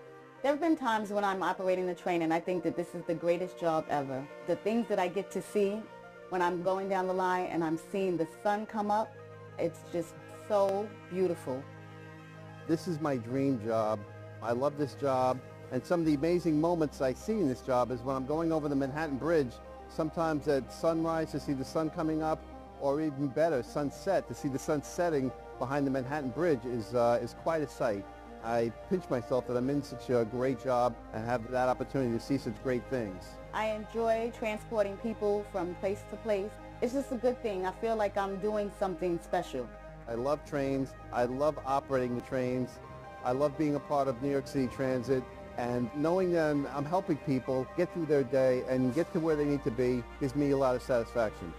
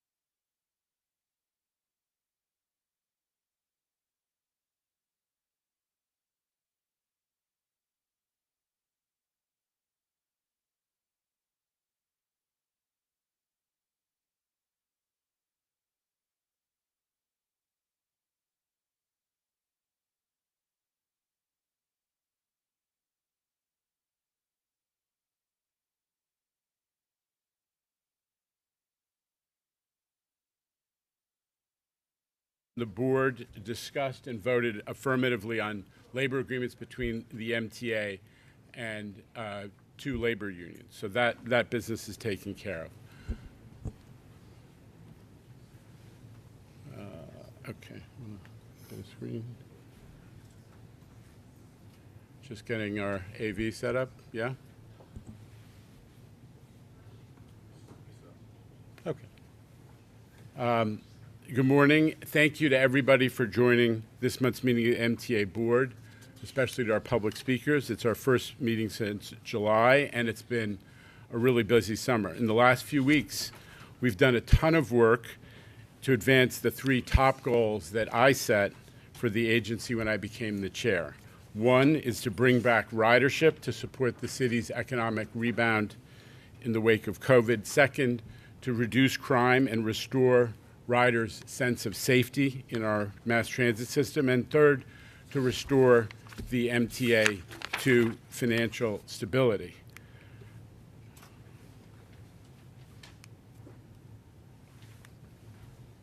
Okay. Ridership. Since Labor Day, we've been moving in the right direction, and breaking news, just yesterday, we set a whole mess of records for post-pandemic ridership. Yesterday on the subway, we had the highest single-day ridership since COVID, setting a new record with 4.15 million subway trips. This is more than 10% higher than last year and is a 72% ridership level compared to pre-COVID. On Omni, we set a record with 2.28 million taps across the system, highest total since Omni began. Metro North had the equivalent of its highest single-day ridership since COVID with 224,000 riders, 78% of pre-COVID numbers. That's pretty impressive, Kathy. And Long Island Railroad had 241,000 trips, which is almost identical to its high water mark, which was set last Tuesday, 73% versus pre-COVID. So this is where we wanted to be. We wanted to see that surge after Labor Day, and we're starting to experience it. So huge kudos, especially to the folks who operate these systems. Bringing riders back is partly a result of all the work that you have done. I'm looking over at Frank and Demetrius and Chris Pangolinan and Kathy and wherever Rob Free is, and acknowledging amazing leadership to get us to this point. Another positive sign, as Rich and Demetrius reported on Monday, subway usage is especially growing at times of day other than AM and PM peaks. This is what we've been seeing. The discretionary periods are really moving. Midday, evenings, weekends. Saturdays and Sundays are consistently over 80% of pre-COVID. And at the Long Island Railroad, I think we many times hit over 100% of pre-COVID. And we're seeing ridership growth, especially on those lines that are getting more service, that off-peak service that was made possible by the investments that the governor and the legislature made as part of the budget. None of this would have been possible were it not for that extra state funding this year. Now, the idea of increasing service, think about what's going on in the rest of the country. I mean, I think there's an article even today in some publication. The rest of the country, they're cutting peak service. Some cases, they're increasing off-peak.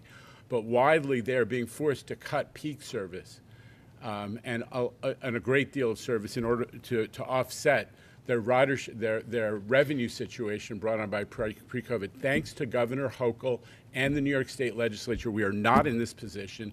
And the idea of increasing service, as I said, was unthinkable a few months ago when we were fighting tooth and nail just to maintain current levels. You know what else was unthinkable? I'm looking over at Kevin. A couple months ago, it was unthinkable that Wall Street bond rating agencies would be saying the MTA needs to be looked at as an investment on a positive outlook. And yesterday, we got that from Moody's, another huge milestone in the bounce back from COVID. So on behalf of 4 million subway riders and the close to 500,000 people who ride the commuter rails and the folks who ride paratransit and everybody who uses our system, again, need to acknowledge, it doesn't get that much press, but what the governor and the legislature did in this budget session was existential, and they've succeeded in putting the MTA on a solid financial footing. The other thing that we're all so proud of is that riders are coming back to a much safer system. NYPD statistics show that subway crime is down 5% compared to last year and 8% compared to pre-COVID. That's right, we have a significantly less subway crime than we did before the pandemic. We still have disturbing incidents, and in the era of social media, people are going to see those videos and they will have impact, but the tabloid perception that the system is out of control is not accurate. It's not accurate. Think about it. We have 4 million subway riders a day. It's about the same population of the city of Los Angeles. On an average day, we have 4 to 6 NYPD index crimes, the crimes that they monitor. What would LA give for 4 to 6 crimes a day? You can imagine. We're proud of that, and we're proud of the partnership that we have with the chief of the Transit Bureau, Michael Kemper. He was here on Monday. And as he reported, fare evasion and quality of life enforcement is up roughly 50%. Arrests in the same range. And among those arrests are collars of, I think, 15 more folks carrying guns than in the similar period last year. The enforcement on the quality of life front and equitable and across the board, neutral enforcement of fare evasion actually does protect us in the system. We all know that fare evasion is a bigger problem than it used to be, and it's on the buses. And we also know that the bus fare evasion problem has gotten bigger even than the subways, which is why under Rich's leadership, the Eagle teams are now being deployed to local buses for the first time. Remember, Eagle teams are uniformed but unarmed revenue enforcement officers, but they're being supported strategically by Chief Kemper's NYPD Transit Bureau, who are standing by in the areas that we're doing this new Eagle team bus enforcement to make sure there's backup in the event that there are any problems. So kudos to Rich, to Frank, and to Caro, and to Bobby Deal at Transit for developing this plan and putting it together so effectively with the NYPD. We're also taking steps to address the dangerous and deadly trend of teenagers riding outside of subway cars. The MTA teamed up with Chancellor David Banks. David Banks was on our fare evasion blue ribbon panel. He was a big participant, and now we built on this partnership by doing a joint project to have New York City schools, high school students be the focus group for helping us to figure out how to communicate about the issue of subway surfing. And then, as you may have heard in announcements in the subway system, and it's also on our digital screens, we actually have ads put together by New York City high school students for their peers to warn against the dangers of riding outside subway cars. And equally important, we have succeeded after some initial back and forth in persuading the big social media companies to cooperate by developing algorithms that identify subway surfing videos, taking them down promptly, and actually they are giving us space to do advertising on social media against this really dangerous practice. Another area, and I appreciate Jessica Murray's comments from the podium this morning, but another area where we think we're making incredible progress is ADA accessibility. Just yesterday, we opened new elevators at the New Dorp Staten Island Railway Station in Staten Island. It is our 6th ADA completion this year. There are a dozen expected by the end of the year. We have 30 projects underway. We have 67 in this capital program. And because of that historic agreement with the disability advocates, we're going to keep going at the same pace until we make the whole system fully accessible. And we're doing it in keeping with the motto, the C&D motto, faster, better, cheaper. And Jamie and the team at C&D are knocking out projects fast, but they're saving money. And I think we saved money on New Dorp as well as the one that we opened just in recent weeks. So I'm proud that the progress that's being made on cost as well as on schedule and accessibility. Another front where we're saving money is insurance. Jamie and the team have been working with some outside experts for a while, and the result is insurance, which is a much bigger piece of total capital project costs than folks understand, has been significantly reduced to the tune of $400 million just for the current capital program. That's money we can spend on other projects, and I'm thrilled about that. Shanifa is going to be talking to us a little bit today about customer communication, and Lizette Camillo is going to present about hiring. You know, it's no secret the MTA was dealing with hiring freezes for a couple of years. Midori, you were there. We dealt with hiring freezes even before the pandemic. The hiring freeze continued through the pandemic. And it's also no secret that the transformation that took place structurally, administratively with the MTA left the people operation as shambles. I talked about this, I think, in my first board remarks in September of 21. For a while, it felt like we couldn't hire new people. We were really struggling to get that going. And for a while, it was having service impacts. So that, you know, Demetrius and Frank were struggling to staff all the runs on subways and buses. We have overcome that moment of crisis, and Lizette is going to talk about where we are. We have a long way to go still, but big progress. It was clear, and you see an image of it at this job fair at Grand Central that we held a couple weeks ago, where literally thousands of people stood online for a couple of hours. I went and worked the line because we wanted to thank people for their patience. It did take a while for everybody to be seen, but thousands of folks showed up because they want to work at the MTA, and I'm proud that we've got a reputation that pulls people in at that rate. Congestion pricing. The TMRB, that statutory board that is supposed to give us advice on what the tolling structure ought to be, is still working on their proposals and working on building a consensus before they vote on a recommended tolling structure. The vote is going to trigger a statutory process for where the public can weigh in. Again, we've held many hearings, many public hearings, and we've heard from over 50,000 people, both in person and otherwise. But we're going to do it again. And only after that period is over will the MTA board, this board, conduct its final vote. I want to respond to the chatter that we've heard in recent days about whether the city and the MTA are ready for congestion pricing. When people say that we're not, I push back pretty hard. No way. We have plenty of room, excess capacity on the subways, on the buses, and the commuter rails. Only 140,000 people drive to the Central Business District. You wouldn't necessarily know that from the way the coverage works out, but it is barely 10% of commuters into the Central Business District. Our goal is only for 10 to 20% of the people who are driving to switch to transit. That is reflected in the environmental assessment. In a system where we are down a couple of million passengers on mass transit every day versus pre-COVID, we can easily accommodate the total 75,000 or so additional transit riders that the congestion pricing system is projected to generate. We have room for everybody.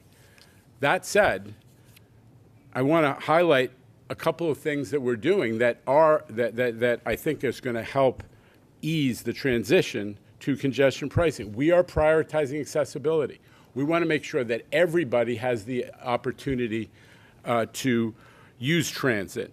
We just spoke about the pace at which we're doing accessibility projects and elevator projects. That is a priority. We're also increasing subway service. We keep talking about this. Rich has made it a highlight of his leadership throughout the day and throughout all of these off-peak periods. We're advancing the signaling program, which was intended to give us the capacity to run more trains closer together safely. And the kind of service you're getting on the number 7 line and on the L line speaks to what we can have as we continue to advance re-signaling. We're in the middle of redesigning the entire bus system to make it move faster with demonstrated success already in Staten Island and the Bronx.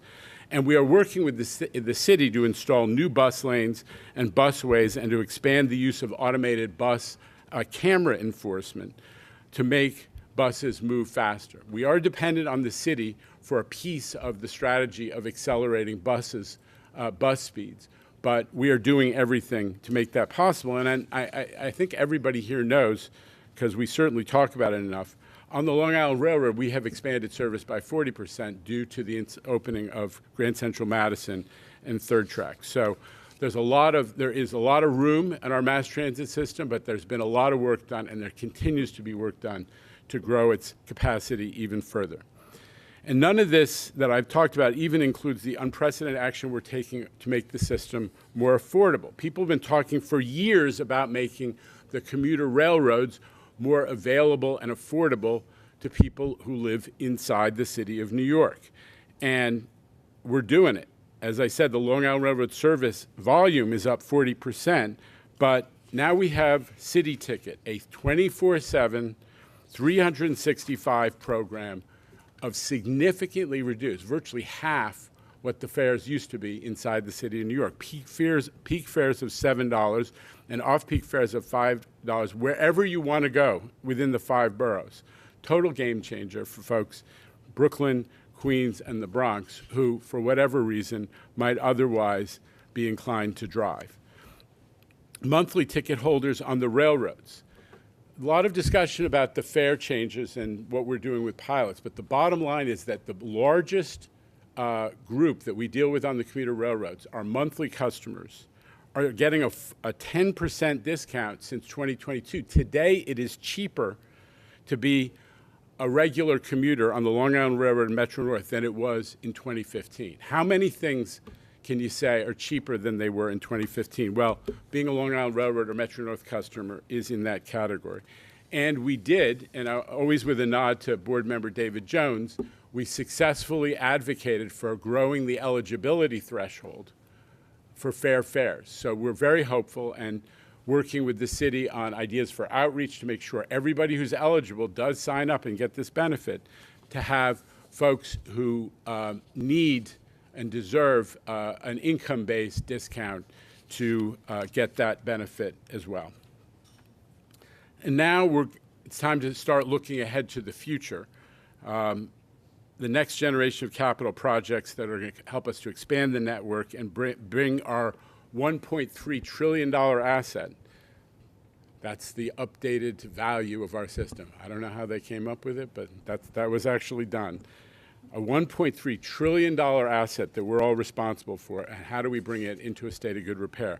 The document that gives us a pathway to do that, the 20-year needs assessment, is going to be out in a couple of weeks. We'll be coming to the board in October to start the process that will take us into the next 2025 to 2029 capital program. This is one of our most important duties as a board, and we're excited to be moving in this direction. So, quick summary, the region's bounce back post-COVID and its future prosperity and its competitiveness with the rest of the world hinges on strong mass transit. At our density, this is what sometimes gets mixed. At our density, which is twice Boston, Chicago, 9 times a Sunbelt city like Phoenix or Houston, New York cannot exist without really strong mass transit. We cannot function. So it's imperative we make the system as frequent, reliable, accessible, and affordable as possible. That is the mission that we all take on every day. So with that, let me close by inviting Rich to talk a little bit about one of our most important colleagues who is coming in towards retirement, and it is the beloved Judy McLean. Indeed. Rich. And I'm going to defer to our committee transit chair just to say a few words, Jana, and I'll close it out if you don't mind. Please. So unfortunately, Judy is in vacationing in Paris, a well-deserved vacation in Paris. So she's not here. But it's probably, everyone knows Judy, she's very quiet and she does her great work. But I just wanted to wish her on behalf of everyone in New York City Transit a wonderful retirement. She's been with us for over 25 years. She's worked on all the bus redesign. She's worked on Second Avenue Subway. She does an amazing job. We're sorry to see her go. She was here during COVID. She just took this, you know, the MTA through all the different service plans and schedule changes and she did it with grace and dignity. So I just wanted to wish her well, and we'll get her back here so we can publicly humiliate her with a round of applause. I hope you're listening, Judy. Anyway. Exactly. I hope she's not. Right, it's true. I hope It's she's true. It's true. enjoying a glass of wine in Paris. Thank you. And I just want to also pile on. This is the first time in my tenure that I've had a senior member of my team leave. I mean, one thing that I've been blessed with, thanks to Jano's leadership, Craig Cipriano before me, and other presidents, was to inherit an excellent team at New York City Transit.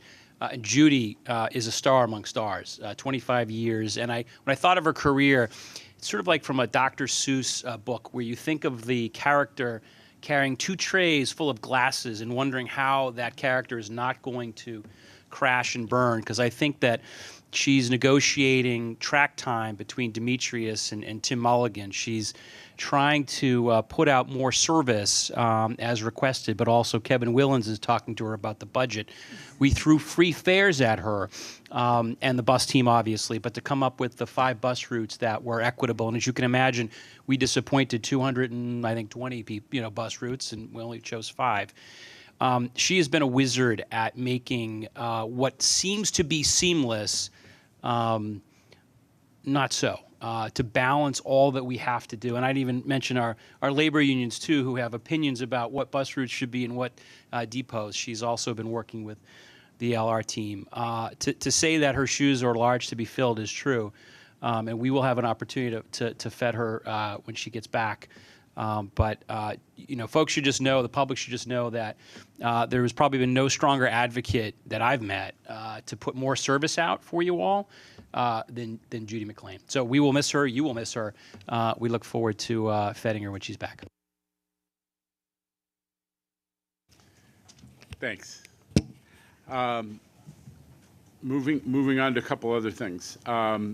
Jamie, Q, would you guys do a presentation on the accessibility program and the progress that's being made? Yes, thank you, Chair. Very excited today to provide the board with an update, more details about the ADA accessibility program, along with my partner and colleague here, ADA's greatest advocate, Camila Arroyo. So we want to cover progress to date this year, and what we're also I'm going to spend some time on what we're doing to contain costs so we can support more investment in the system. Q, of course, will convey some of the realities of what the impact of all this work is for our riders. As of yesterday, as you noted, Chair, we've opened 6 stations this year, with 6 more to go. We started with the Dyckman Street 1 station. By adding an elevator to the northbound platform, we made this station fully accessible, and that was the first station from our first design build package, which is going to be a theme of what I talk about today. Next up was the 8th Avenue station on the N in Sunset Park. This is really amazing. It's one of our fastest elevator projects ever, just 18 months from the award of a design-build contract to complete design and construction and open the new elevator to the southbound platform, which made this station fully accessible. Court Square on the G in Long Island City also opened in July. It similarly took just 18 months to complete. In August, we opened Grand Street on the L in Williamsburg.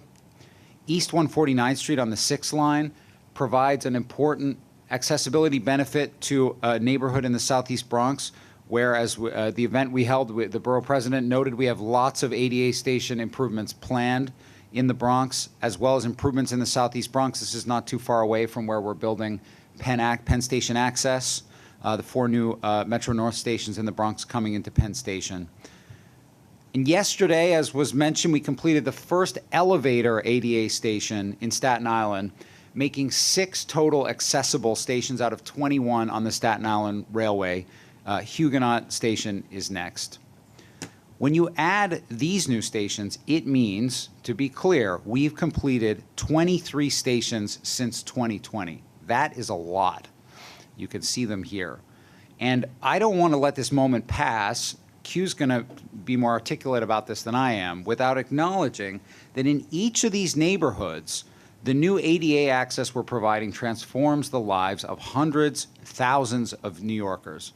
It's a really special thing that we're able to accomplish, and we're proud of it. Here's what it looks like on the map, as well as the additional 6 stations that will finish by the end of the year.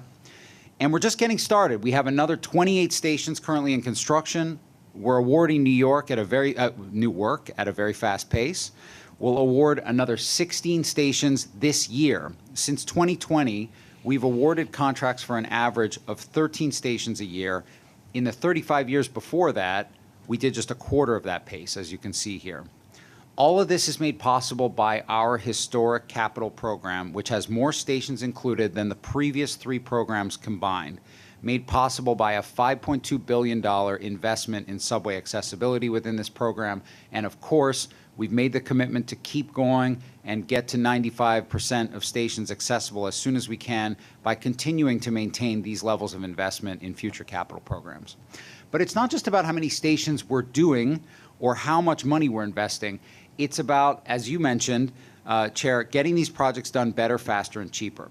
Last year, we discussed the various cost drivers that impact C&D capital costs and our efforts to benchmark and analyze costs for the purpose of taking real steps toward cost containment. I'll remind the board that the core work in our program, which is state of good repair and some system enhancements, including the ADA work, represents 83% of our current capital program. So while some tend to dwell on the costs of our big mega expansion projects, even lately some projects that we're not even finished planning or even that we're not responsible for building, and we're seeing progress on the work on those mega projects as well, just to be clear, the core program, is where the greatest opportunities are to deliver faster and cheaper. As you can see, state of good repair work is roughly in line with our peers across the country, but we're still working hard on cost containment through innovations. You've seen this slide before. We went through this in a lot of detail. Last December, we're confronting a range of issues that are both within and beyond our control, from the high ridership and the density of our city to challenges that we've had in the past, and it's all an ongoing challenge, managing the scope of projects and how we can best share risk with the contracting community to deliver them. This all comes out in ADA station work, where the elevators themselves, as we've said before, are typically a small part of the project budget compared to the work we need to do to modernize platforms, stairs, structures, and deal with doing all that in a 24/7 system and in busy neighborhoods. Here's the whole list that we showed last year, what we're doing about all that. And I want to take a minute to describe how these measures that we're taking are impacting delivery of ADA stations. Start with the challenges of building in the built environment of New York City, dealing with the dense web of utilities under the streets that plague many infrastructure projects in this city. Rather than letting that slow us down, at Hunter College and 68th Street, which of course is the last of the 100 key stations for ADA accessibility that was identified years ago as priorities, we were able to work closely with the City of New York on a variance that allowed us to safely work around a water line without relocating it. That saved us a lot of time and at least $10 million, leaving aside the cost of schedule or the savings from schedule impacts that would have occurred. The density of the city and real estate values can be a real impediment to getting things done, but we have turned that in our favor in recent years with our transit-oriented development group working in partnership with the Department of City Planning at the city, creating a program called Zoning for Accessibility, which secures station ADA improvements as part of the rezoning process. And you can see here 2 of the many projects that are in the pipeline that will make stations accessible at no cost to the MTA. These 2 improvements represent $30 million at least in value that's provided, again, at no cost to the MTA within the accessibility program.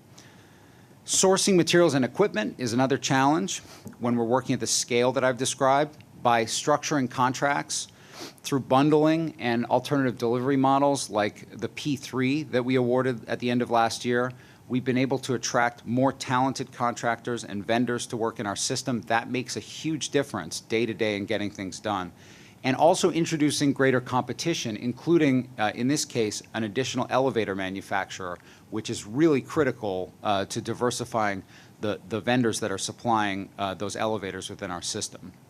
As we work in our busy system, getting safe access to the track is another unique challenge that drives high costs for force account, which is internal support by all our operating agencies, and not to mention system disruption for our riders. At the Metropolitan Lorimer Complex on the G and L lines, we used construction barriers and other methods of piggybacking work to keep this project on time, even while avoiding 3 weekend and 6 weeknight outages.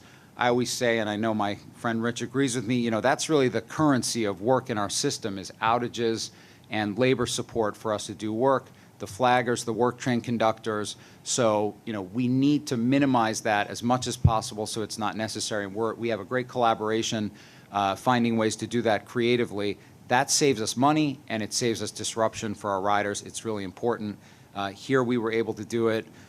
And through this and other measures in this first design build ADA package, we saved $60 million versus our estimate for the cost of this work. Good scoping and design is key to minimizing our risk on project delivery, and there are many examples of how our C&D teams have worked together to come up with more constructible designs that save us time and money. I'll just cite 2 here. At Woodhaven Boulevard, you can see here, the team came up with a direct street-to-platform elevator solution that eliminated the need for one elevator and is more convenient for our riders. More on direct-to-platform elevators to come in the near future. And another example, as I mentioned at the committee, Capital Committee on Monday, we made the hard decision to delay awarding the 168th Street project in the heart of a neighborhood and the critical Columbia Presbyterian Healthcare District. We plan to award it this year. We've taken a little bit more time. We're going to award it next year because in this deep station, we were struggling with how to drill a new elevator shaft all the way down deep through hard rock. This would have made this the most expensive ADA station thus far in the program. Instead, our value engineering team has been working and came up with a way to reuse an existing vent shaft for the elevators, which will save us, we think, at least $100 million. So that's the work on scoping. And lastly, we're structuring contracts to maximize our chances of success, as I've mentioned throughout this presentation. We're in the midst of awarding our first progressive design build contract for station component work, which we expect will attract a great team to work with us. And I mentioned earlier, we've pioneered design build, and last year awarded the MTA's first P3, public-private partnership for 8 stations, which came in $138 million under our estimate, and will show us benefits in the long term as we incentivize our contractor to provide a high standard of maintenance. So I want to pass this on to Q to talk about the real impacts of this work, but to summarize, just the innovations that I've talked about in the last few minutes with these few examples add up to over $350 million in savings versus what we would have spent if we hadn't engaged in this cost containment work. Of course, that's hundreds of millions of dollars that we can reinvest in state of good repair, more ADA accessibility, and other priorities for the MTA. And so we're very proud of the work that we're doing within this program. And with that, I want to ask Q to move on to how this really impacts our customers and riders. Thank you so much for that, Jamie. I'd like to start by like as Jano said, thanking our speakers, and it's not lost on me, Jessica's comment about how OCHO will be when the system is fully accessible. But I don't want us to lose sight of what this capital plan today is doing for riders and lighting up accessible stations throughout the 5 boroughs, like even in Staten Island when we were yesterday. The impact that we're doing is very real, and it is felt and lived every day throughout the city. So let's zoom in into what this work actually means for our New Yorkers and the city, people throughout the city.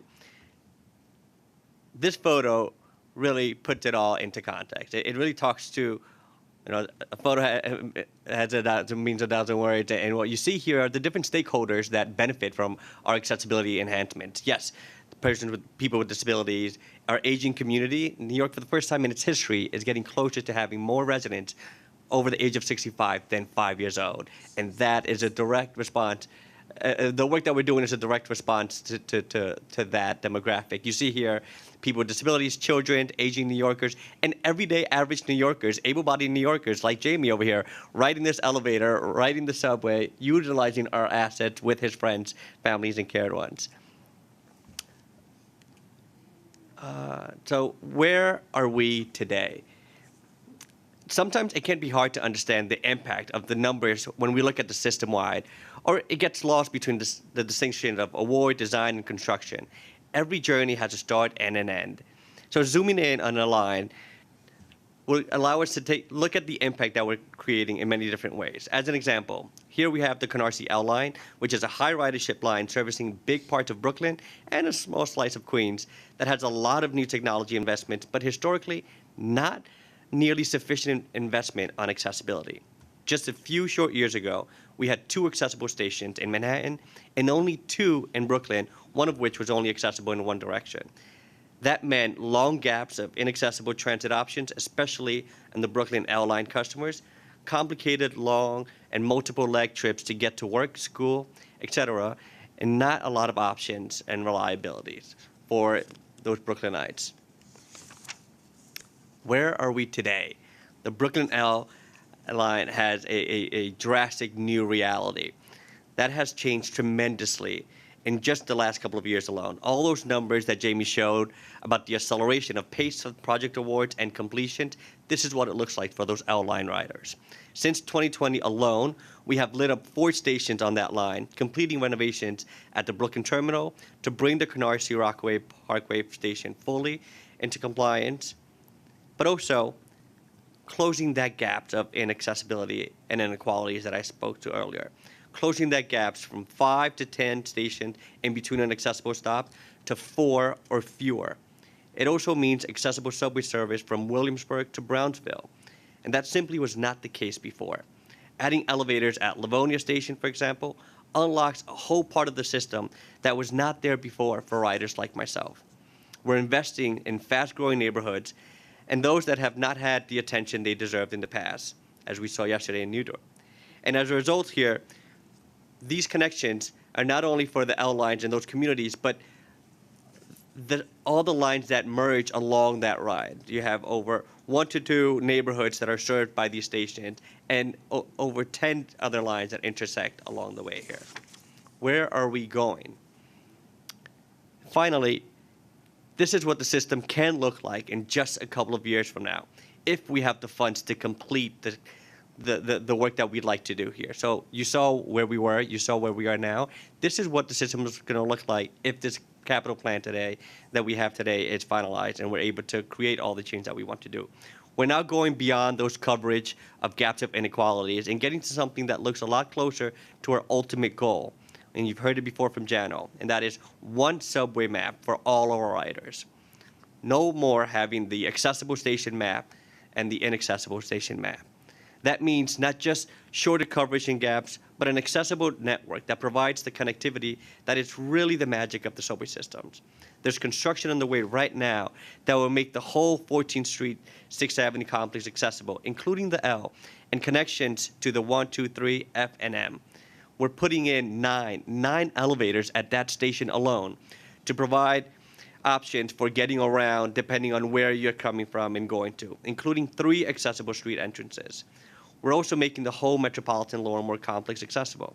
And later this year, we will award a project to make the Broadway Junction complex fully accessible, a project that will be truly life-changing for the tens of thousands of daily riders in that crucial hub, and all those who could use that station if it were accessible. Over 65,000 daily riders served at these 3 transfer complexes. And we're meeting and exceeding our goals when it comes to the geographic coverage, equity, transfers, and riders served, with more to come on this line work across the system. We are doing our part here at the MTA, but we need our transit advocates, our community supporters, a lot of whom we heard from today, and all those across the system to join us in ensuring that that happens, so we can continue to deliver improvements like these. And we're getting the work done faster than ever before. And you have our commitment to meet and exceed our goals when we need the continued investments that you have heard of here today. But as you heard me say when I first came to this role, when it comes to accessibility, we're looking well beyond elevators and ramps. My vision for universal access, which includes parents and caregivers with children, visitors with luggage, older adults, that definition is broad. That's why we're doing critical work to make the whole journey easier and more accessible, including for riders with a myriad of different disabilities and access needs. On the left, you see improving the path of travel with fare controls. You're seeing a whole new fare control at Subfin with wide out gates and standard out gates, but a lot more than that. You're seeing at Atlantic more accessibilities. You're seeing new decals showcasing accessible routes for parents and those with strollers with luggage who need level boardings. You're also seeing more indication of accessibility features in the platforms and throughout the station. At 66th Street, you saw the chair and I earlier this summer talking about tactile maps and new wayfinding solutions, which can be translated into native languages so that all New Yorkers and visitors can have access to a state-of-the-art wayfinding system. That's what we're doing today. Lastly, we are delivering impact. We're delivering impact every day for everyday New Yorkers. And I am so proud of that work that we're doing here. Better, faster, and cheaper. Each leg of that three-part stool is equally critical for us at the MTA. In the short time I've been here, I've seen that vision coming together, and that progress is incredible. Faster than ever before, working in tandem with disability advocates, and we know that they will hold us to deliver even faster and better than we are doing today, and we thank them for that. So much is left to do, but we have the right team, the commitment, and the plans to get it done. Thank you, Chair. Thank you, Q. Thank you for everything you're doing and in tandem with your partner, Jamie, and his team and your team to accomplish all this. Any comments or questions from the board? Midori Vedolivia. Hi, thank you. At some point, one, shout out to Avenue H ramp. Thank you so much for that ramp. That's been incredible for my family in particular. But we know that there are millions of families around the world and around New York City that are impacted by that. So really, really excited about seeing those tangible improvements come to light after 2020. So Q, you talked about kind of a broader vision for accessibility. Fully agree, accessibility is not just about mobility, it's also about how we can navigate stations and all that.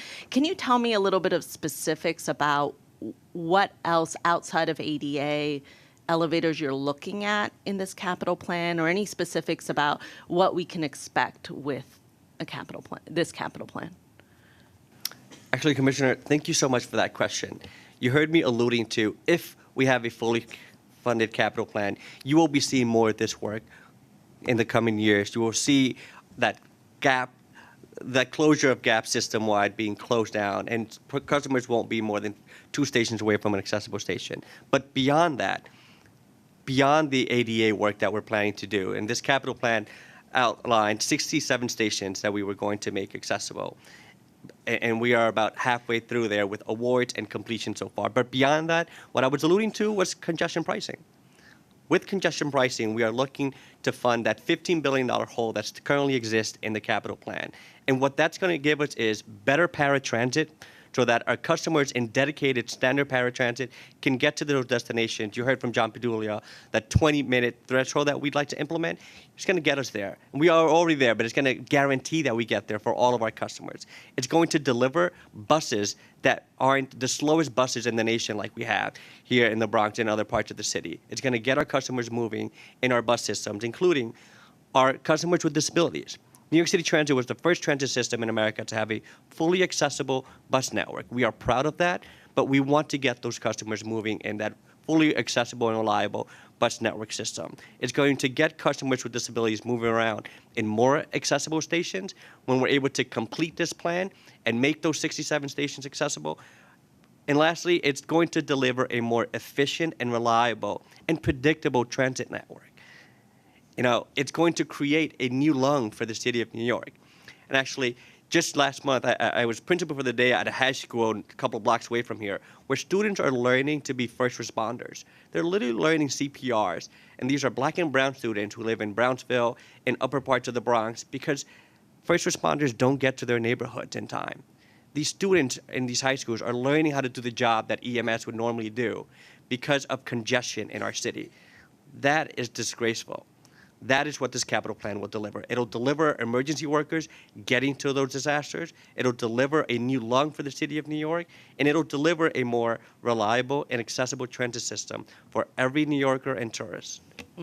Thank you. And if I may, Jamie, kind of digging into the ADA elevator work that you're doing and the hundreds of millions of dollars that you've actually saved for us, which is very impressive, it gets to how we're moving full steam ahead with this capital plan, right? But we, of course, time never stops, so we have the next capital plan coming up. And Chair, I know you mentioned the 20-year needs. I don't think I would be speaking out of turn to say I think the board will be, digging in and excited about what the future looks like, what that landscape looks like. I'm particularly interested in methodology. I'm particularly interested in how we're going to weigh the different categories, because there are many things that go into what the MTA template for the capital investment future looks like. So really excited to kind of dig into that. And I think this presentation kind of shows how that early work, the 20-year needs that you're all doing, is really important. So thank you.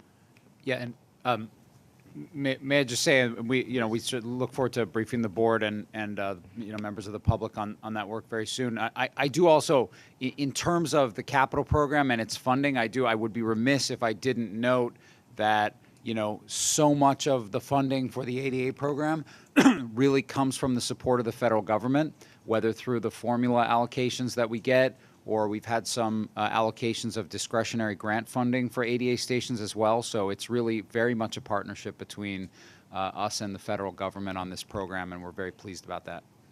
Okay, I think Dr. Rizzo and then Mr. Mack and Mr. Chu. Yeah, thanks so much. Kudos, Jamie and Q, on all of your accomplishments. Really admirable across the board and your respective teams. I was just curious if we could go a bit more granular. Q, I loved how you end the presentation really thinking about the entire disability spectrum. And, I'd like to see if we could zoom in with what you have in mind for the capital plan if fully funded, and how you envision delineating all those allocated funds for different community groups across the disability spectrum. Sure, Dr. Rizzo, thank you for that. You heard earlier this summer, Jano and I were at Lincoln Center talking about these new definitions for accessibility and the money that we've allocated in this capital plan, where we're right now out on the street redefining accessibility, creating new wayfinding programs for New Yorkers with low vision and who are blind. And those same technologies are going to cross over to immigrant New Yorkers who have limited English proficiencies, who don't speak English, and could also utilize those same wayfinding navigation tools.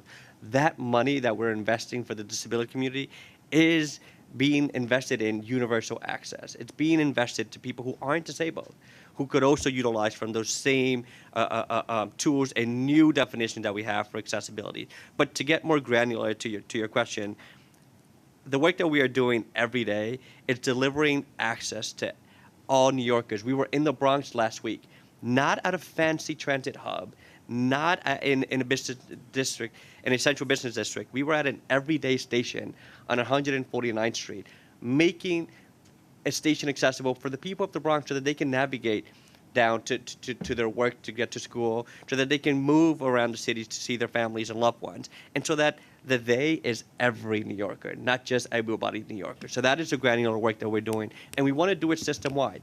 This capital plan provides access to every neighborhood throughout the 5 boroughs, not just Lower Manhattan.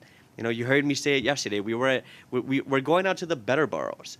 There's so much to see in Staten Island. There's so much to see in the Bronx. And we're giving all the New Yorkers and the tourists an opportunity to do that. Every single one of them, not just those who are able-bodied and were able to do that. So that's what this plan is doing, and that's what Jano, Jamie, and I are trying to deliver for the city. Okay, the Q for Something campaign starts right here.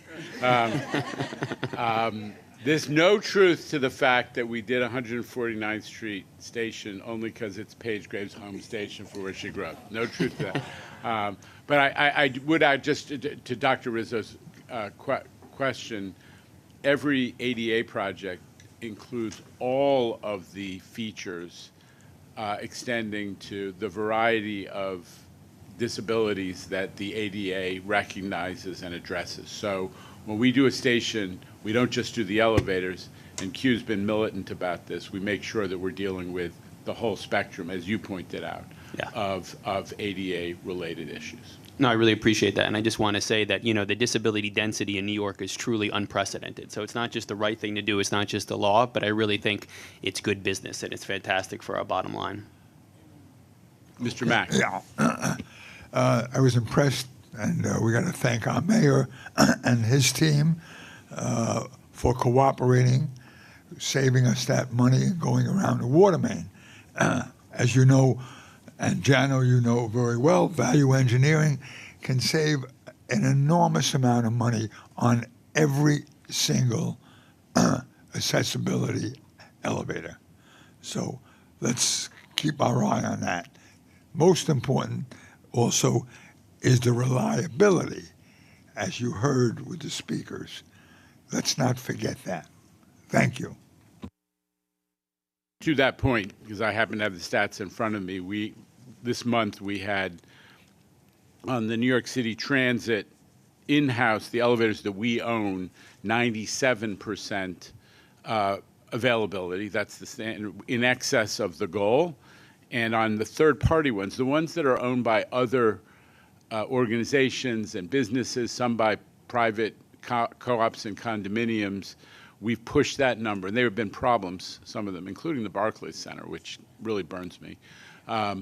But we pushed that number from 84% availability a year ago, August 22, up to almost 90% in 2023. And that's an area we're going to keep pushing on. So thank you for the comment, Mr. Mack. Jano, good show. Actually, Mr. Chair, could I add to that? Please. I'd like to talk about today, Mr. Mack. Today, this morning, before this meeting, we had 20 elevators out of service, out of 351 in the system. And out of those 20 elevators, 12 were out for scheduled maintenance, either preventative maintenance in response to something that happened out there. So that means that out of the entire system, only 8 elevators were out for something unexpected that we didn't know of. 12 for repair, 2 for rehabilitations, 2 for planned work, and 3 for capital replacement. So that maintenance and reliability that the chair just spoke to is going above and beyond the threshold that we're required to do, that we've told the public that we would do, and we are steadfast, laser focused on delivering that service, because I couldn't agree more with you, and we are doing that. I think Mr. Chu and then Mr. Albert. Q's got my vote. I would like to know your morning breakfast, because I want whatever. You're on fire today, so thank you for all that. And I do want to take an opportunity, because I don't think we could celebrate it enough. And as someone who's very familiar with the cost of insurance on construction, it's probably cost me a vacation or two, maybe some new sheets over my career. The $400 million is huge, and just that just demonstrates, I think, some of the direction that I think we could all applaud on how we've been going as an agency, and how we've been talking about the budget, and just we are finding ways. This is, you mentioned all the time, the governor, the legislature helped us with this budget, but coming to the table $400 million, which I'm sure was a lot of lawyering and a lot of staff time and a lot of headaches to get done. I don't think we could celebrate that enough. So I'll do it again. And I just want to take the opportunity to echo some of Midori's thoughts, and what the chair mentioned is one of the most important things this board can do, which is consider and send up this 20-year needs assessment. We've had some conversations about it over the past year or so I've been here, that we're now considering these projects from a cost benefit basis, and now also adding elements of additional societal and health benefits, which is great. But I think I'm also very interested in digging in on the methodology. Where think about what we're in a place where we had Grand Central Madison roll out this year in a monumental way. That didn't happen overnight, right? This was decades in the making and many, many touches along the way. And I think the fact that we're now in a position to look at these 20-year needs assessments in a way that's really evaluating all of the benefits is really the right direction. And I speak for myself, and I think others on the board, that we really look forward to getting to diving deeper in it, making sure we put the best plan together and forward. Thank you. Mr. Albert, and then Ms. Lopez. Many of us were excited when the City Council and then the Mayor signed the zoning for accessibility law. I'm wondering how many stations have been made accessible or are likely or pending being made accessible thanks to that law. I'm going to get you the exact numbers. Q is reminding me, I think we've got 4 that we've actually approved, but we have a whole lot of applications and a lot of interest. So we'll get you a little more details. But one of them's a big one, right?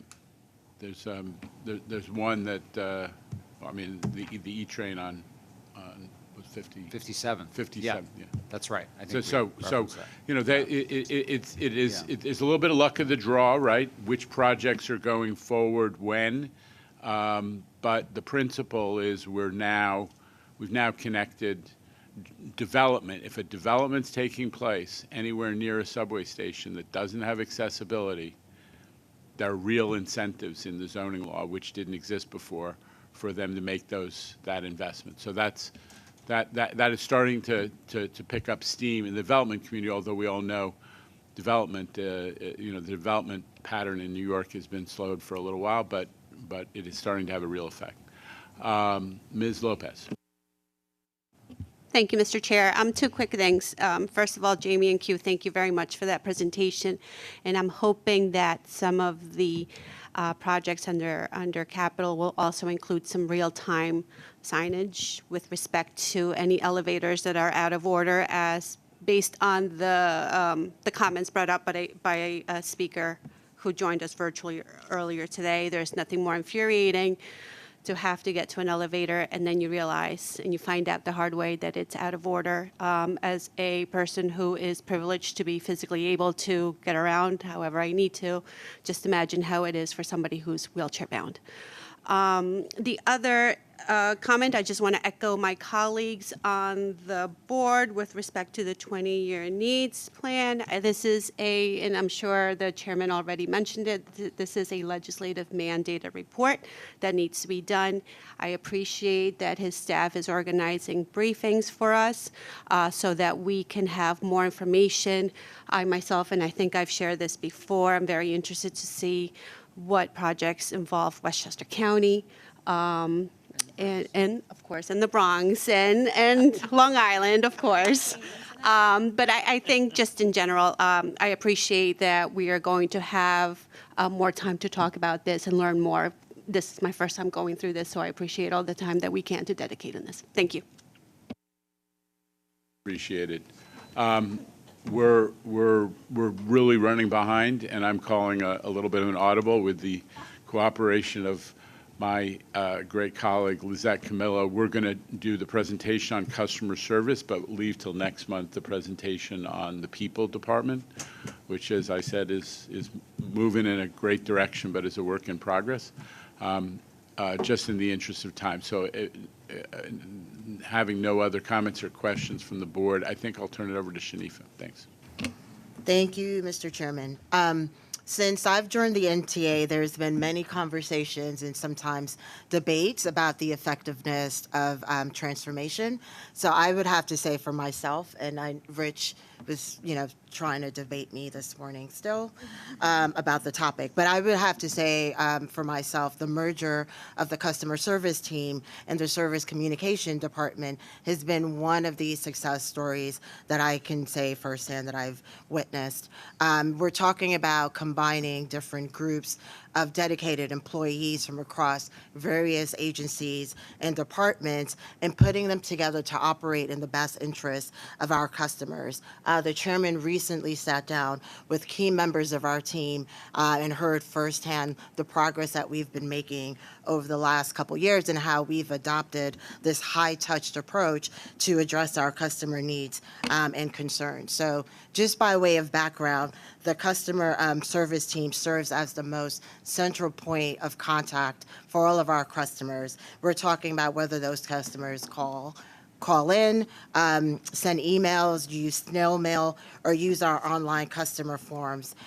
We are here to assist. Last year alone, we collectively came into interactions with 1.4 million customers, and that's across New York City Transit, Long Island Railroad, and Metro North. So that is a huge accomplishment, which you'll hear a little bit more of. The service communication arm primarily deals with service alerts and advisories, and of course respond to those chats and social media exchanges that we all pay attention to.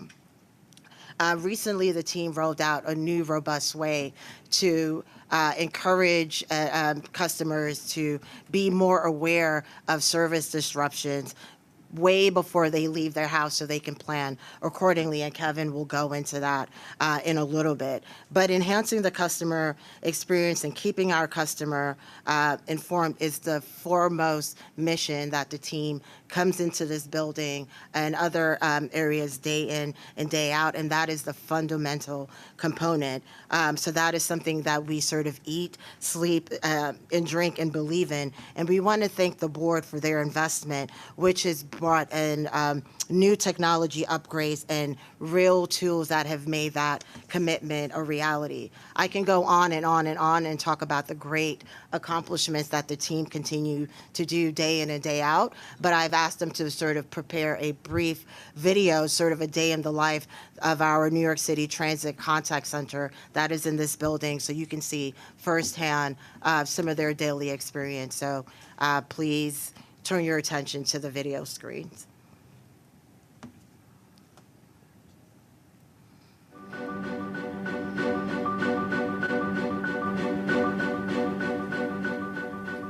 Hello, this is Stark speaking, MTA, comments and concerns. How can I help you?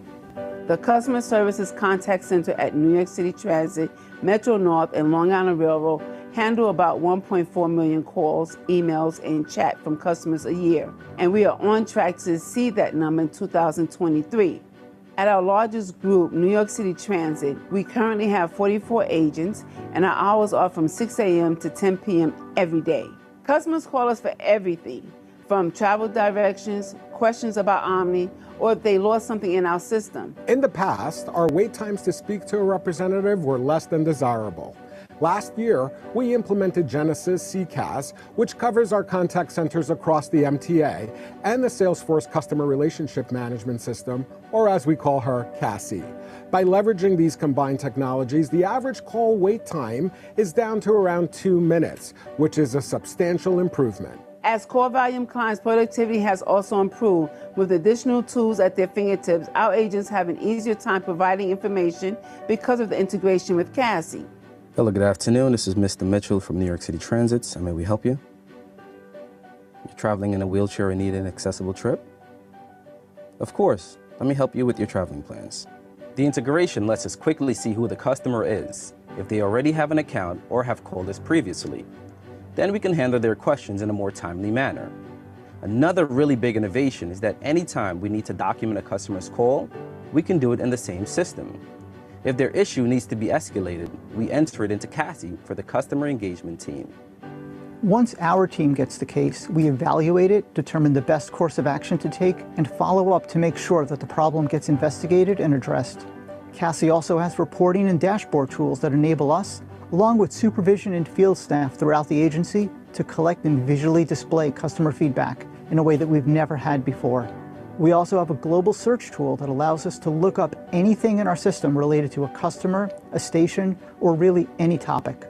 The new system also brought us a robust interactive voice response, known as IVR, so our customers can self-serve on a lot of issues like lost and found inquiries or travel information. One of the great things about our new CCAS and CASI systems is we moved all of the MTA customer services contact and engagement centers onto this new technology, including those at Metro North and Long Island Railroad. This allows us to understand the customer journey like never before. We are here to make sure we continue to move forward by putting our customers at the center of all of our business decisions.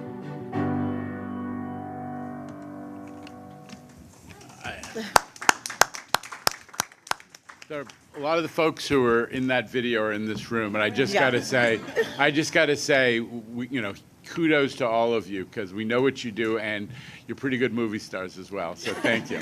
And to build on that a little more, I have two of my colleagues who will sort of dive a little deeper into, their departments and the day-to-day and the things that they are doing to enhance the customer experience. So first, let me introduce Senior Director of the Customer Service Team, Chris Papandreou.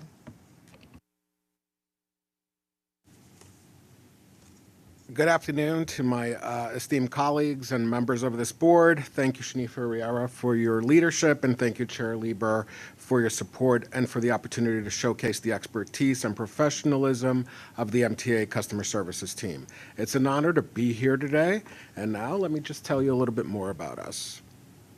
So, we are the primary point of contact for the lion's share of New York City Transit, Long Island Railroad, and Metro North customers.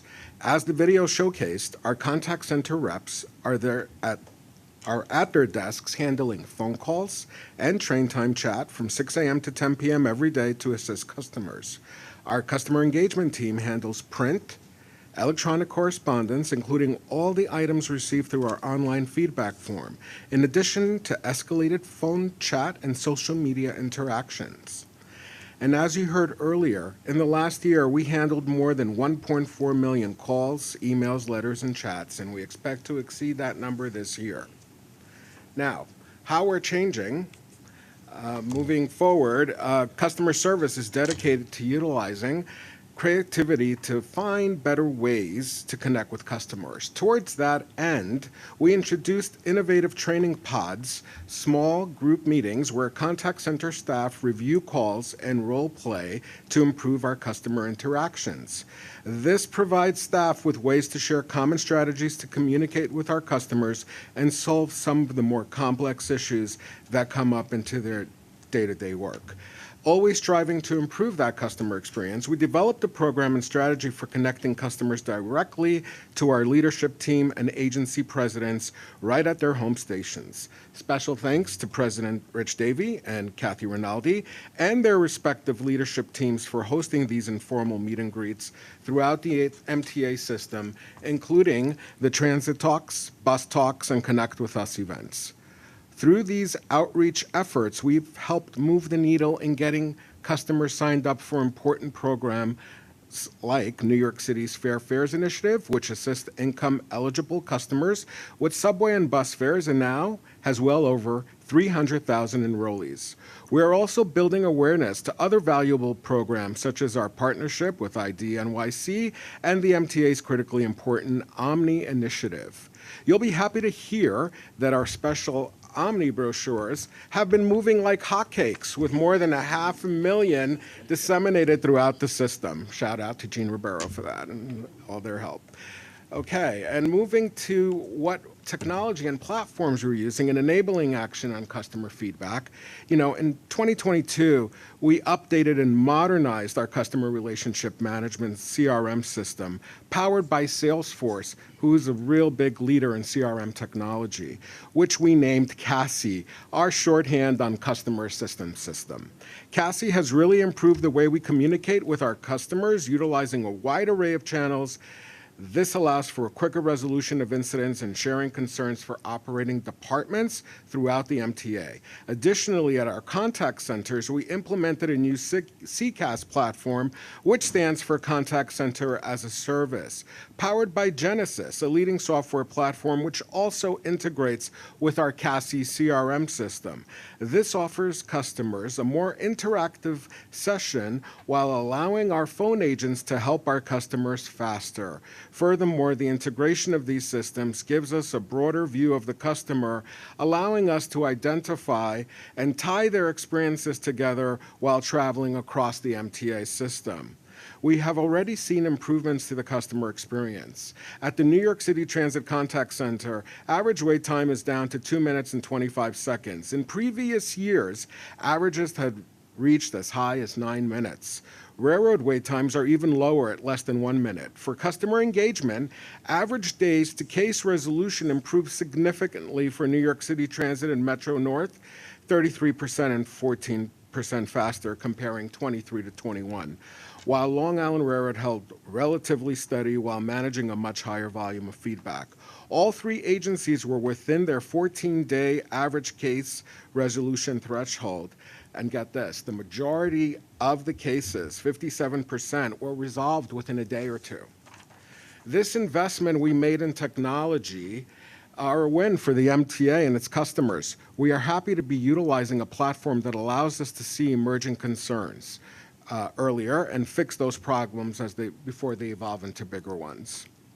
So our focus going forward is the department will continue to advocate for the customer, ensuring that our customers are central to all our decision making, and we will continue to build on the leverage new technology to quickly identify emerging trends and achieving deeper analysis into insights of the customer.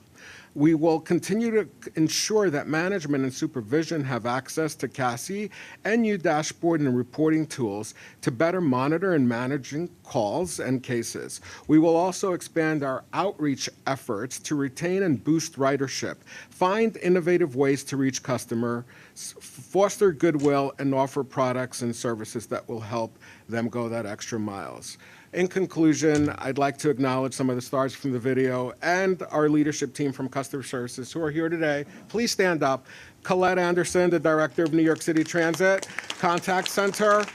She's got her valuable agents there, Echo, Garvey, Tom Nispecco, Director of MTA Engagement, CIT managers, Lisa Lee closes the loops, handles all those escalation. Now Jennifer Benepi, she's the Director of QA and the dynamo behind our QA pods training, which is getting a lot of traction. Not here today is Gabrielle Alcino, the Director of the Contact Centers over at the railroads, and her team oversees train time chat. And by the way, that's the fastest growing channel for railroad customer feedback and interactions. Connie DePalma, our Senior Advisor in Customer Services, handles Omni, Fair Fares, IDNYC outreach and special projects. And Ed Dumas, who pretty much does a lot of the executive correspondence, outreach programs, and special projects as well. Collectively, our team here has a remarkable 150 plus years of transit experience at the MTA, which is what makes this team so special. Special thanks to all this team for their support and friendship over the years and making it probably one of the best teams to ever lead customer services at the MTA. Also, I want to take 1 second to acknowledge our partners in IT, CIS, and others, including Raf and Alex Lachter and Venkata and Jason Karate, John Hayden, Ben Grano, for steering us through the development of our CASI system in Salesforce. And of course, my colleague, Mikhail Sheik, who's acting Senior Director of Customer Experience, for his expertise there and his insight and guidance. Thank you all. Thank you, Chris. And if you will humor us for one more aspect of the customer team, Kevin Call, please, Senior Director of Customer Communications. Thank you, Chris and Shanifa, and thank you, Chair Lieber and members of the board. I'm Kevin Call, Senior Director of Service Communications at the MTA. Service communications, we're responsible for the real-time and planned service communications for the subway, bus, and commuter rail network. This includes the real-time service alerts you find on the websites, our apps, third-party apps, screens, social media, et cetera, et cetera. The last 12 months, we issued 84,000 service updates. We also do planned service changes as well as temporary construction signage and wayfinding. So if you go downstairs and you see what's at Bowling Green, that's also us. We're also responsible for social customer care. So if you've reached out to us on X, aka Twitter, WhatsApp, iMessage, Facebook, those are also these teams. We converse with New Yorkers in more than 120 languages, and in the last 12 months, we had 125,000 conversations. When we're not doing that, we love to work on projects, and I want to tell you about 3 of them briefly. Thank you. So this first one, earlier this summer, we piloted giving customers instant delay resumption estimates for incidents where someone has been struck by a train. These are tragic incidents, and they're pretty disruptive on our operation. And I think we've all been in a situation where you go down in the system, you see service isn't running, and you have to make this decision: do I stay and wait it out? Do I find alternate means to get to where I'm going? And clearly, there's got to be a better way for customers to make this decision. So we partnered with MTA Strategic Initiatives, who did they analyzed 2 years of these incidents and gave us average resumption times that we've been plugging into our customer comms. You're going to see more of these appear in more places as we become more confident in the model, but right now they are appearing on screens during some daytime hours where we have the right coverage. Here's an example of a screen message, so no service until at least 1 o'clock p.m. It's about setting expectations for customers, and it's something they've been asking for us for a long time, so it's pretty exciting to deliver on that.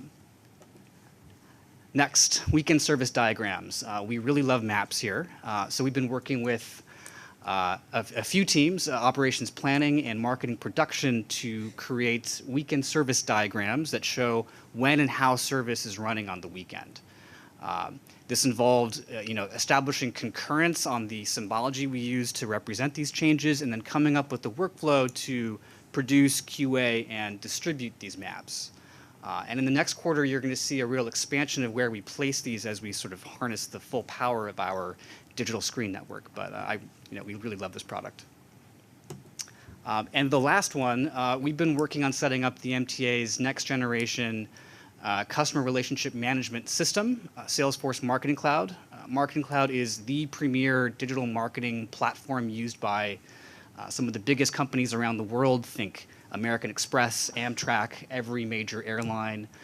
It's pretty exciting to apply something powerful like this to what we do here at the MTA.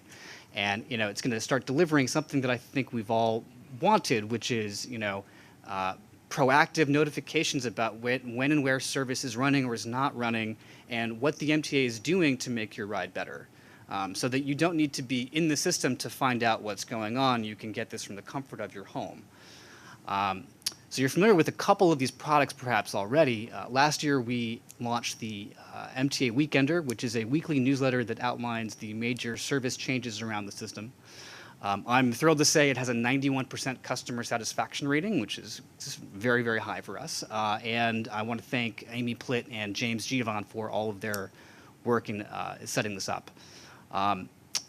We also launched earlier this summer MTA service alerts, so the ability to get the service alerts that my team produces sent directly to your phone via text and email, so that you know what to expect from us before you set out the door in the morning. So I want to briefly thank a few folks, including John Coffin and Jed Poster from Strategic Initiatives for their assistance with the instant delay range pilot, President Davey and Demetrius Critchlow for their partnership and support, Moises Funes from my team, who led the implementation. For the mapping project, I want to thank Artie Zhang, Gene Ribeiro, Steve Flam, Conrad Hardy, and James Iannasi for putting together this amazing product. And for Marketing Cloud, I really want to thank Ralph Portnoy, Alex Lochter, Chris Casey from MTIT for their support, and Amy Plitt and Tyler Scow, my partners in crime that have been helping me architect and set up this system.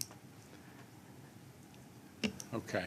This is amazing, and I want to give board members a chance to, hey, did you have a comment, question you want to make? You answered mine. Okay. You guys run the MyMTA app, right? I'm sorry. We work closely with them, and we create the service information that is used by the app downstream. Got it. Okay. All right. Okay. Mr. Zuckerman. Thank you, sir. I must admit I'm startled when I'm in the subway on the weekends when that happens by the magnitude of the effort to just see the signage when you make changes for repair. I'd actually love maybe just some quick stats or just some sense to qualify and quantify the effort it required. I don't mean to actually do the service, but to communicate the service, the tens and thousands of flyers that must go up, all the tape that must be put up. I'm sort of stunned sometimes. I don't actually think I realize all the time what kind of work is required, not to do the work, but to communicate the work. Can you just give us some sense of what effort is required to do that? Because it must be thousands of employees with an extraordinary amount of coordination. Sure, it's a massive operation. It's a factory of planned service changes that happens on a week-by-week basis. So there are teams that get the service plans from OP, translate them into customer-facing language, then think about how the service plans are adjacent to one another and line up, and how a customer would, experience them in the system. Then, we put together the posters, we QA, we print, and they go to traffic checking on a weekly basis. And there are folks whose job is to put up the new flyers, take down the old ones. And if you look closely on the flyers, you can see at the bottom a code that says, take up, take down. And this happens week by week.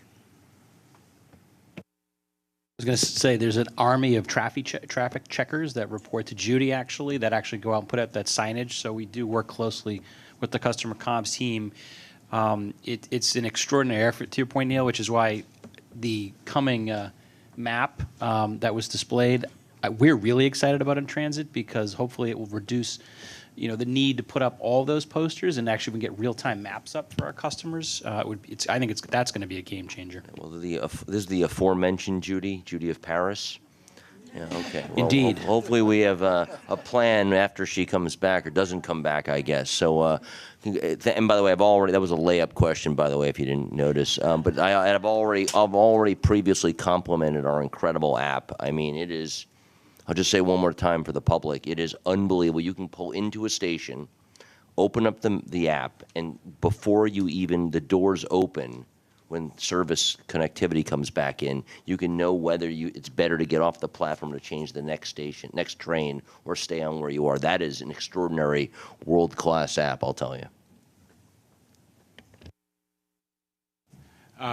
Super appreciate the presentation and the work that it reflects.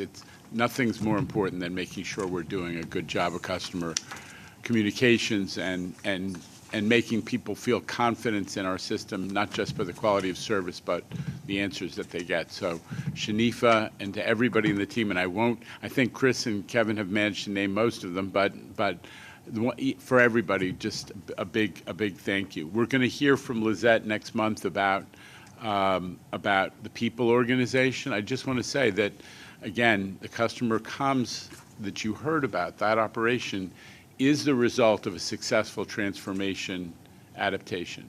A lot of people in Chris's group and Kevin's group actually took on new roles because they were squishing together customer communications operations from all these separate agencies and railroad and bus operations.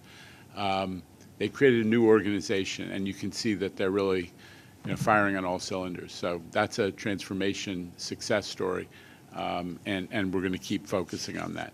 So with that, if there are no other comments, I'm going to move on to the more routine business of the day. For committee reports and other board minutes, board business first, the minutes of the July board meeting and from each committee have been distributed to the members. Are there any corrections or omissions? None at this time. Hearing none. Are the minutes approved? All in favor? Aye. All opposed? Minutes are approved. Mr. Mack, can you give us the Bridges and Tunnels report? Good morning. Well, afternoon. Afternoon. Chair Lieber, the Bridges and Tunnels Committee met on Monday, and there are no items for the board to approve.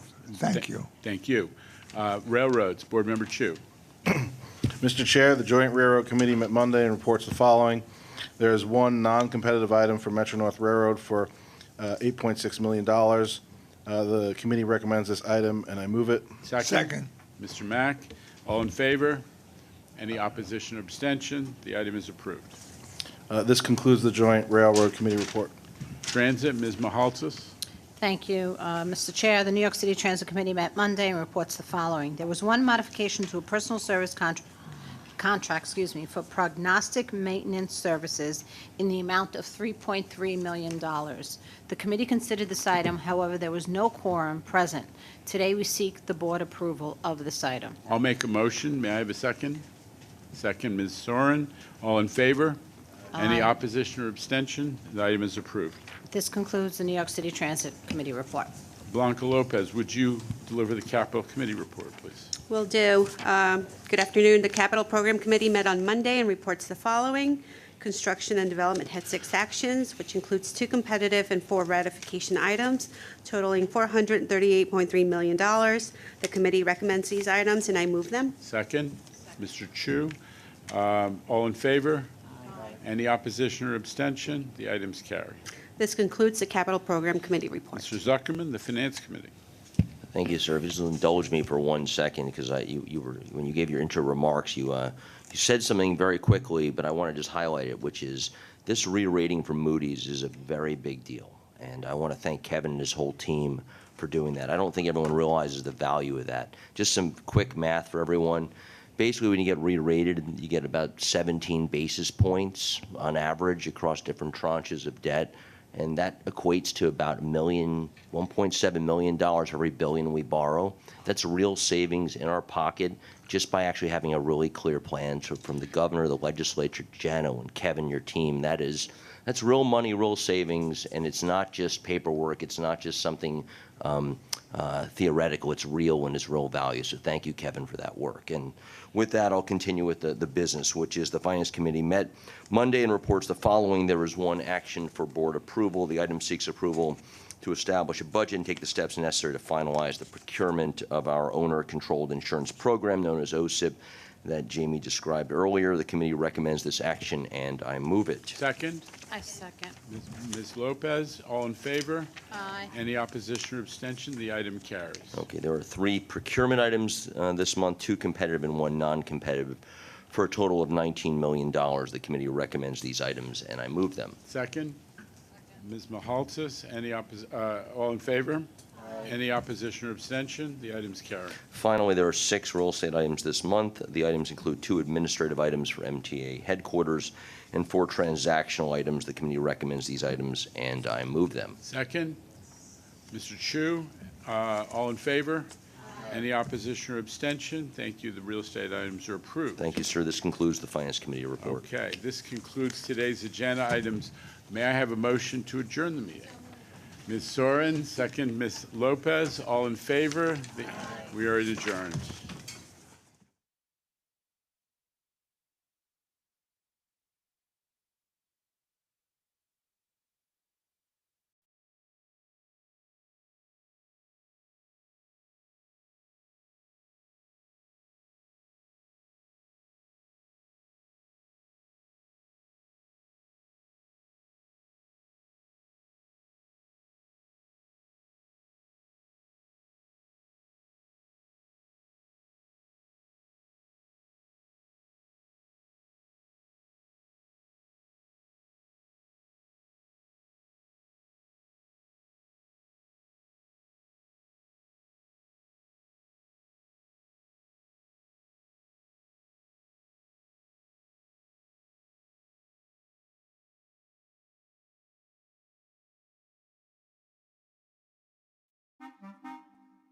Sometimes the public may call us train drivers. Honestly, it doesn't bother me because I know they don't know.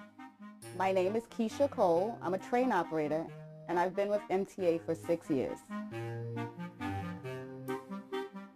I work on the 7 line. It's approximately 21 stops from Main Street to 34th Street, and it takes about 36 minutes from end to end. My name is Jim Van Name. I'm a train operator for New York City Transit. I've been here about 3.5 years. I operate the train on the Q line, which end to end is approximately 44 stops, and it takes me about an hour to complete. My earliest train memory is I was a kid. I got on the F train with my mom. The first time I was on the train, I was excited. It was fun. I was raised on Staten Island, and my friends and I used to take Staten Island Ferry over to the city, and we used to ride the train all over the place. That's probably where I got my first love of the subways. As a train operator, there are 2 different ways you can pick up your train. You can pick up your train in the yard as a put-in, which means you okay your train for service and bring it into the terminal station, which is the last stop on the train line. Or you can actually pick it up from the terminal station. When preparing my train for service, I do various checks to make sure it's safe for myself and for the public. Once my day starts, I have about 3 round trips. I take passengers from Main Street to 34th Street and back to Main Street. That's 1 round trip. I start over at the yard, and then I have to do what we call a put-in. I have to prep the train for service, and then they send me out over to Stillwell Terminal, and then I go into service. I do my 2 trips up to 96th Street and back, and that pretty much completes my day. It usually takes anywhere from 8 to 8.5 hours. At the end of the day, the 2 ways of finishing the job is to just walk up the train at the terminal station at the last stop and just sign out and go home, or to do a layup take the train from the terminal station back to the yard, lay it up, put it away for the evening, and go home from there. I love the fact that I'm moving this big machine by myself. There have been times when I'm operating the train and I think that this is the greatest job ever. The things that I get to see when I'm going down the line and I'm seeing the sun come up, it's just so beautiful. This is my dream job. I love this job. And some of the amazing moments I see in this job is when I'm going over the Manhattan Bridge, sometimes at sunrise to see the sun coming up, or even better, sunset, to see the sun setting behind the Manhattan Bridge is quite a sight. I pinch myself that I'm in such a great job and have that opportunity to see such great things. I enjoy transporting people from place to place. It's just a good thing. I feel like I'm doing something special. I love trains. I love operating the trains. I love being a part of New York City Transit, and knowing that I'm helping people get through their day and get to where they need to be gives me a lot of satisfaction.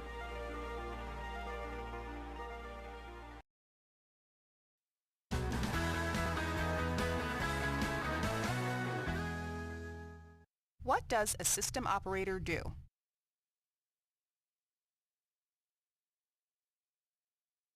My name is Sejan Edi, BMT Chief System Operator. I have 27 years with New York City Transit.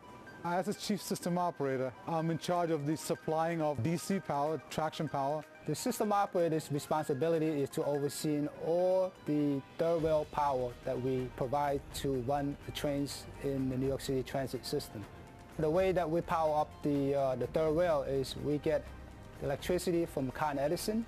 We'll go through our substation, which is converting the AC from Con Edison's high voltage into 650 volt DC, and then from there going into the third rail, which power the trains. A typical day for system operator involves general order. General order, or GO, it's a planned work outage. Normally they're working next to the third rail or nearby, so they want power off so they can work safely. Any emergency happens on the field, RCC gives us a call to have a power off on a certain line, certain track. The Power Control Center controls remotely all the equipment out on the field. This equipment that we control is called the MTU, which is the Master Terminal Units. We take power off instantly by operating these buttons on the board. As for RCC requests, we normally take power off from gap to gap for emergencies. Red means the power is on. When it goes green, that means the power is off to that track. It's good to know that the work I do helps to keep the employees safe and the system moving.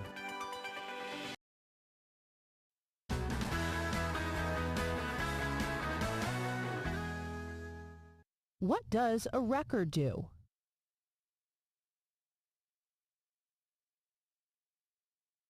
Hi, my name is Devin Mullen. I'm an assistant maintainer at the Verrazano Bridge, and I've been with Bridge and Tunnel Authority for 5 years now. Well, basically, we make sure that anything that happens on the bridge, whether it's a collision or a disabled vehicle, contractors working, we make sure everyone gets on and off the bridge safely. Any 5-minute delay turns into 20 minutes of traffic. The city is busy. Rush hour is tough. Roadways are congested to begin with, so we want to make sure that we can keep those roadways clear, and that's, main function of a record driver.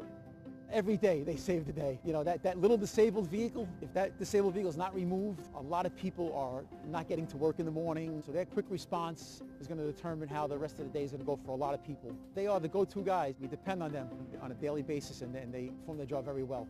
Our truck is our main tool. We make sure it works well, and then it serves us well. The light-duty record is usually we use for flat tires, overheat, small vehicles. The medium duties, they're basically utility. Anything we need other than tractor trailers and heavy trucks. Anything that requires heavy boom lifting, winch outs, things like that, we're going to use the heavy records. Working on the roadway, it's a dangerous condition. You have vehicles flying by you at 60 miles an hour. People aren't paying attention half the time, so you do run the risk of getting hit. So they never know what's going to happen when they're up there. I mean, there's different types of, disables. There's all kinds of different vehicles. There's trucks. There's hazmat vehicles that are carrying chemicals. So there's always a challenge when they get up there. We're first on scene a lot of the time. We just try to help people. We try to get the bridge moving, the traffic moving, get people where they got to go. And we try to get them there safely. It gives you a sense of responsibility, and it's satisfying at the end of the day to know that you are part of keeping this running and keeping everyone safe. I think if there are no customer service ambassadors, there would be lots and lots of people taking the wrong train. A customer service ambassador is a frontline contact providing fast-changing, accurate information, especially during service disruptions. We're here to direct you, assist you, and be patient as well. The qualities that make a good customer service ambassador are patience, communication, following instructions, and just pretty much being a people person. Getting lost in New York it's really easy. That's what we're here for, to help them. So every day I show people how to use the phone. We have this app called Train Time. It tells you the time everything comes, schedule changes, tells you advanced scheduling as well in case you need to come in a week. My most memorable day at work, we had an elderly woman come off of the airport. We assisted her to getting to her family, which was in another town. She had never been to New York before. She was completely lost. She thanked us several times, and I was able to help this woman get to her family. That's the motivation. Just helping people in general is seeing their face. I like to help people a lot. You know, seeing people happy and getting to their place. It makes me feel really happy, especially that I know they're getting to their destination safely. We serve with pride.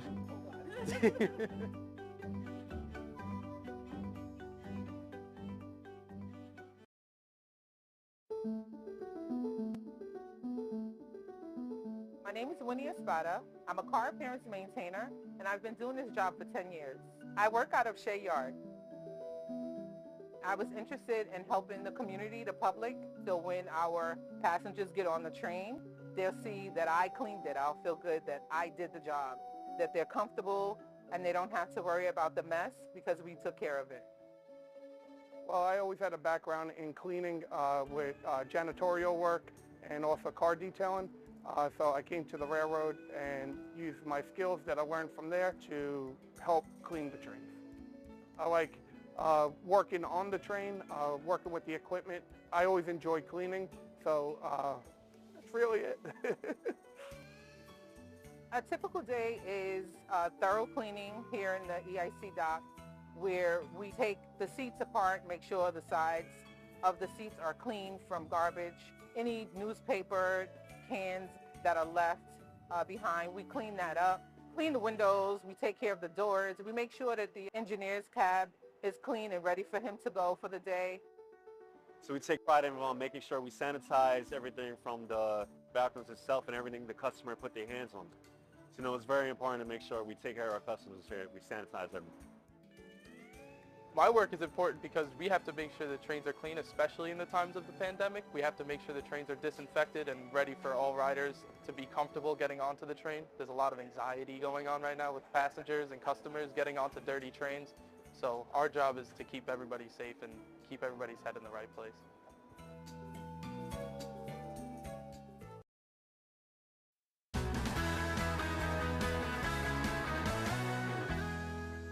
What does a depot bus dispatcher do?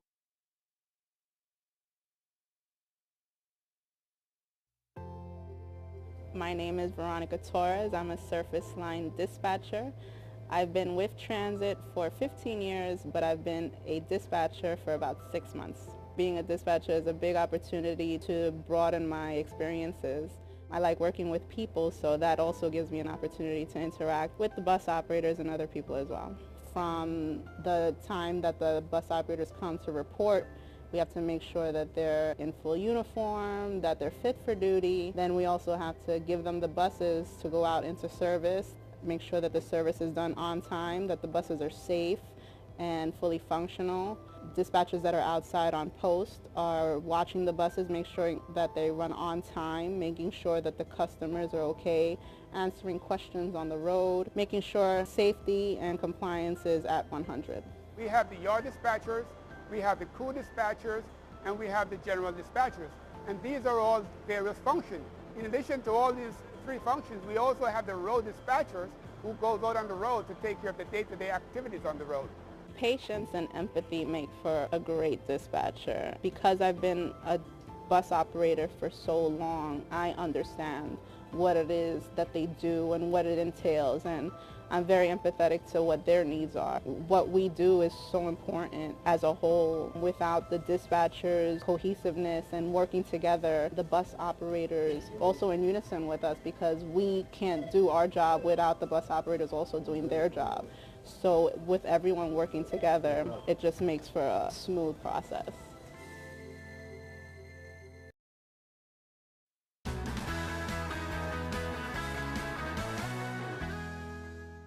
What does an electronic equipment maintainer do?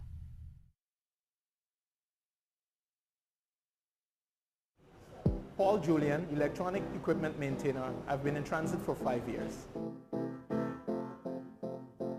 I work in the department of RSS, Radio and Security Systems. Our responsibility is to ensure that the radio system is functioning very efficiently, for that provides communication to the trains. It also provides crucial and important communication for the police in the system, the EMS in the system, and the fire department in the transit system. Also, the surveillance system must be maintained. Therefore, we can have proper security and proper recording of activities in the subway system. The intrusion alarm system must also be maintained. These security systems are responsible for preventing, and if it happens, to alert any breach, whether it's the breach of a door that has sensitive equipment beyond it, or whether someone enters the tunnel beyond the platform without permission. A key motivator in what we do is to know how important communication, surveillance, and security is to New York City Transit and New York City as a whole. That gives you a sense of duty and pride in doing what we do.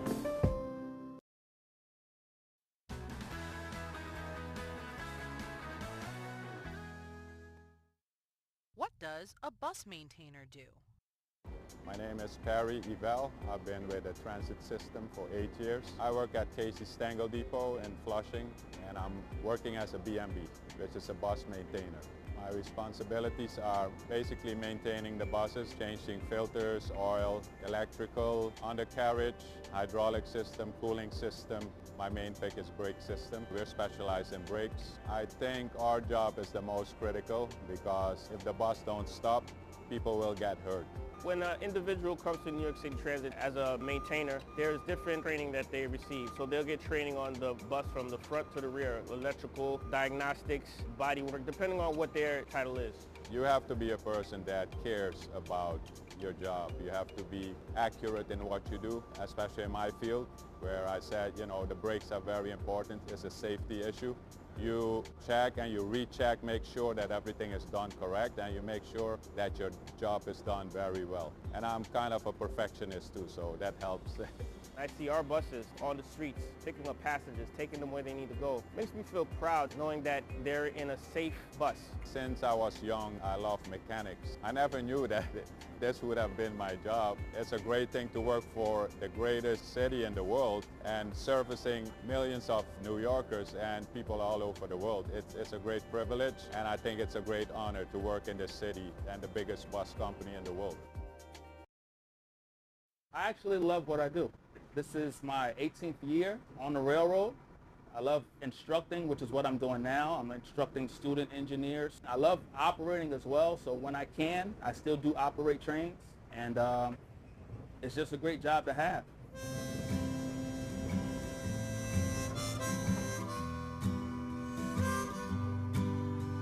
My name is Inade Maruga Sr. I'm currently a locomotive engineer, special duty instructor. I've been with Metro North for 5 years now. My name is Robert Sapari, and I'm a training officer, locomotive engineer for Metro North Railroad, and I've been with the MTA for 10 years. My earliest train memory is being in the train with my dad as he was operating. I'm second generation railroad. We actually operated around the same time just before he retired, so that's probably one of my biggest memories. Responsibilities for a locomotive engineer are vast. From dealing with your crews and having a job safety briefing to checking your equipment and making sure all your safety checks are complete. Safety plays a major role in what we do because of how many lives we're responsible for. One of the coolest things you get to see when you're up front operating as an engineer is you'll get the best views. If there's a 4th of July, you'll see all the fireworks up and down the Hudson.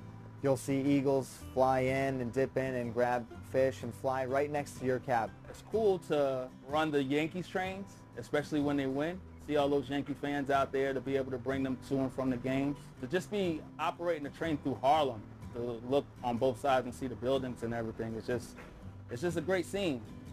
Knowing that my work is essential to keeping this city moving is a sense of great pride. It gives me great satisfaction knowing that I'm getting thousands of people to their destination safely, and they're relying on me to get to work. I'm an engineer, and I run trains as an essential employee, moving essential employees. Through the pandemic, to be able to bring doctors and food workers, for us to be able to get them to and from their jobs safely, take a great sense of pride in being able to do that. I take pride in my job now, and I really enjoy it. I am glad I became an engineer. It's an amazing job.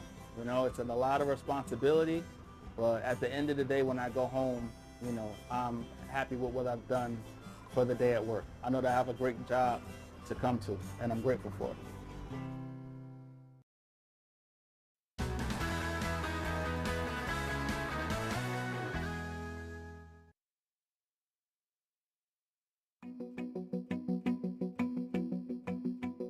Hi, my name is Donna Charles. I am a station appearance maintainer.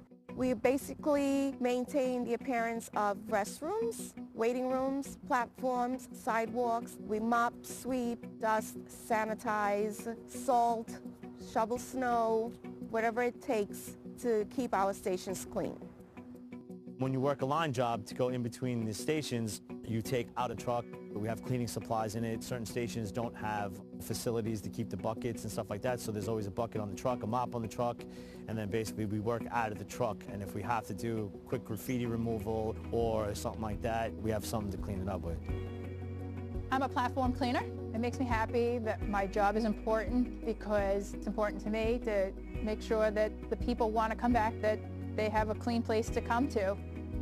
My favorite part of being a station appearance maintainer is the general public, just getting their positive feedback. We had commuters just say, you know, thank you, and we appreciate everything that you guys do, just making it safe for us to be out here to and from, you know, work and home. My work impacts the Long Island community because we just make it safe for the customer itself. We keep the conditions of all the stations clean, you know? You don't want a dirty station. We do just more than cleaning. We help out in any way we can. My favorite part of the job is meeting new people, the people I work with, experiencing new things. I like my job, and I wake up every morning and know that I have a great job to get to go to.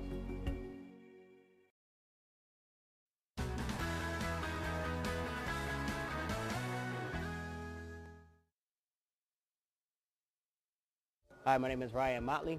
I'm a stock worker here at East New York Depot. I've been with MTA Bus for 1 year, 4 months. As a stock worker, typical day in the job is issue parts to the maintenance facility. I process transactions. I do express issues, inter-unit transfers. I also help. We stock parts, we receive parts from different manufacturers, give them their respective locations. We do cycle counts to find any discrepancies within our inventory also. Here at the East New York Depot, which is the central maintenance facility, we actually process a lot of parts for various depots. Here in this stock room, it's a CMF, Central Maintenance Facility. Buses come in for major work, so we store bigger items, high dollar value items, engines, radiators, transmissions, generators, motors. Because when the buses come here, they're here for an extended period of time to get a complete overhaul. So whatever buses that are active in our fleet right now, we have the parts for it. We also store cleaning products for our cleaners that are located in the depot to help them get their job done. We help the maintainers get the correct parts needed for the buses to make service. You know, we have our regular chores of making sure that the stock room is clean, no tripping hazards on the floor. That's one of our daily chores as stock workers, to ensure the safety of the operation in the stock room itself. In order to be a good stock worker, one of the best qualities you need to have, the top ones are good retention, safety, responsibility. You know, you want to have that kind of characteristic in you to try to do your best in everything you do and deliver the best. You know, it makes me smile. It makes me feel good knowing that I work for a company where it has a lot to offer. We all play a different role in what we do to keep the buses rolling out. Without these parts, these buses will be out of service and the customers would be upset. MTA basically moves New York, and that feels great to know that I work for a company like that. Sometimes the public may call us train drivers. Honestly, it doesn't bother me because I know they don't know. My name is Keisha Cole. I'm a train operator, and I've been with MTA for 6 years. I work on the 7 line. It's approximately 21 stops from Main Street to 34th Street, and it takes about 36 minutes from end to end. My name is Jim Van Name. I'm a train operator for New York City Transit. I've been here about 3.5 years. I operate the train on the Q line, which end to end is approximately 44 stops, and it takes me about an hour to complete. My earliest train memory is I was a kid. I got on the F train with my mom. The first time I was on the train, I was excited. It was fun. I was raised on Staten Island, and my friends and I used to take Staten Island Ferry over to the city, and we used to ride the train all over the place. That's probably where I got my first love of the subways. As a train operator, there are 2 different ways you can pick up your train. You can pick up your train in the yard as a put-in, which means you okay your train for service and bring it into the terminal station, which is the last stop on the train line. Or you can actually pick it up from the terminal station. When preparing my train for service, I do various checks to make sure it's safe for myself and for the public. Once my day starts, I have about 3 round trips. I take passengers from Main Street to 34th Street and back to Main Street. That's 1 round trip.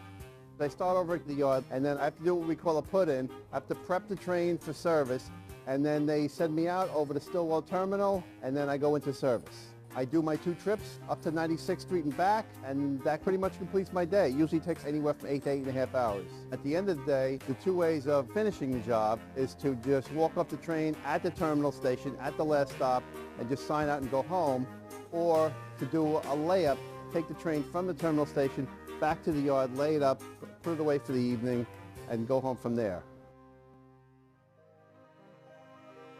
I love the fact that I'm moving this big machine by myself. There have been times when I'm operating the train and I think that this is the greatest job ever. The things that I get to see when I'm going down the line and I'm seeing the sun come up, it's just so beautiful. This is my dream job. I love this job. And some of the amazing moments I see in this job is when I'm going over the Manhattan Bridge, sometimes at sunrise to see the sun coming up, or even better, sunset, to see the sun setting behind the Manhattan Bridge is quite a sight. I pinch myself that I'm in such a great job and have that opportunity to see such great things. I enjoy transporting people from place to place. It's just a good thing. I feel like I'm doing something special.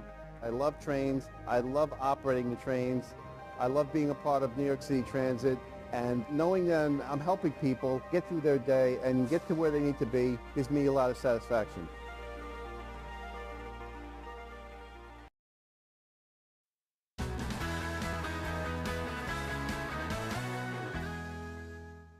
What does a system operator do?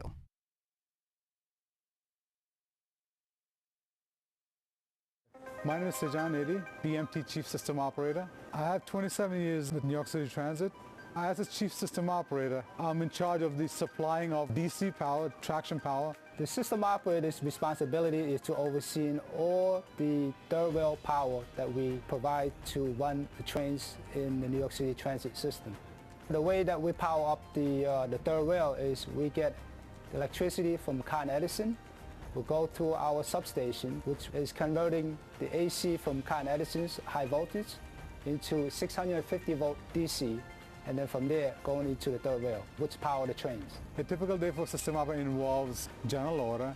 General order, or GO, it's a planned work outage. Normally they're working next to the third rail or nearby, so they want power off, so they can work safely. Any emergency happens out in the field, RCC gives us a call to have a power off on a certain line, certain track. The Power Control Center controls remotely all the equipment out on the field. This equipment that we control is called the MTU, which is the Master Terminal Units.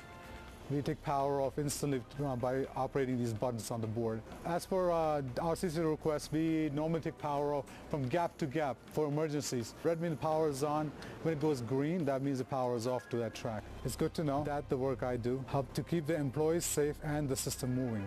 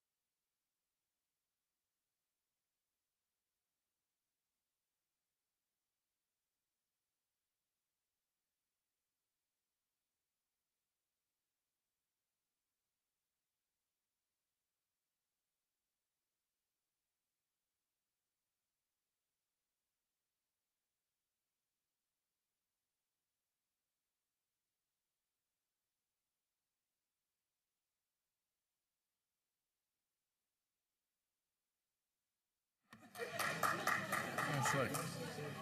Thank you. Could you come sit in the front, Chris?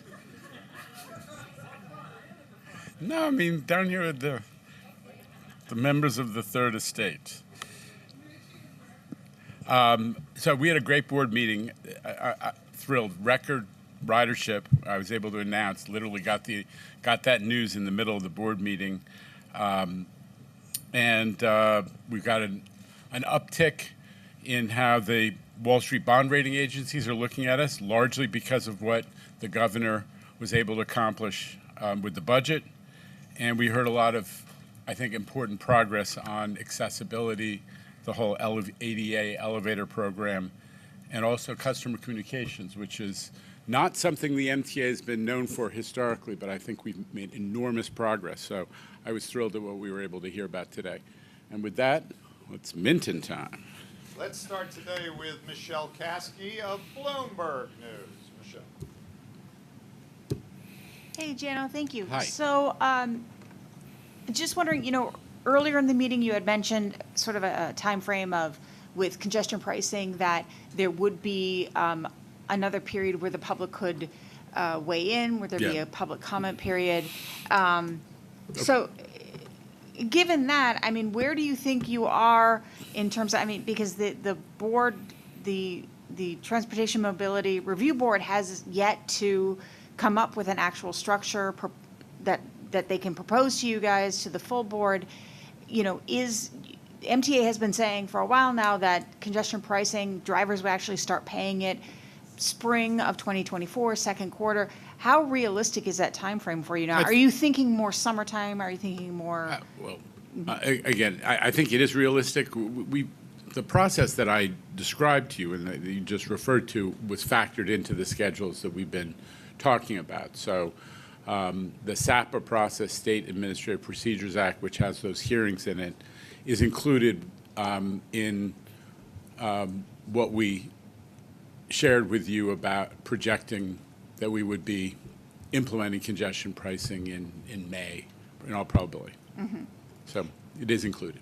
What's your alternative plan, Plan B, if you're not getting that revenue stream, that new revenue stream, as soon as the MTA is anticipating?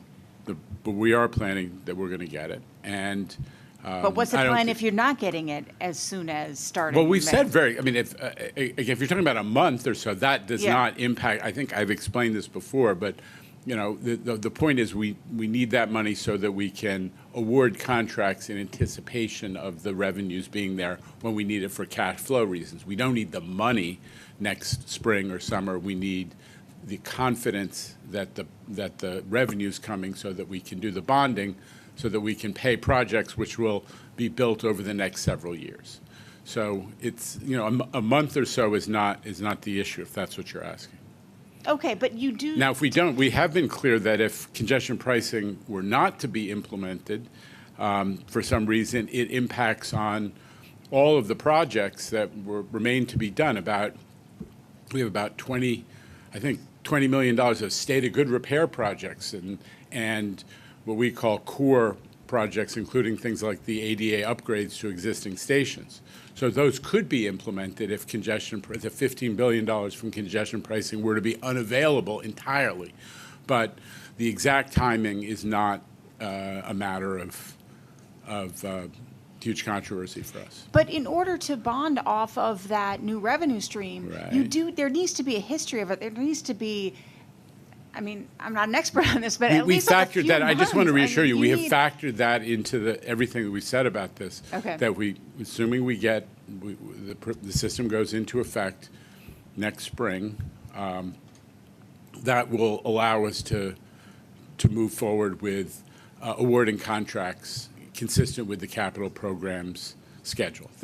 I just want to reassure you that has been factored in, including what you just referred to, which is real, which is the time it will take before we can have the track record that Wall Street, when you do the bonds, will accept. So it is factored in.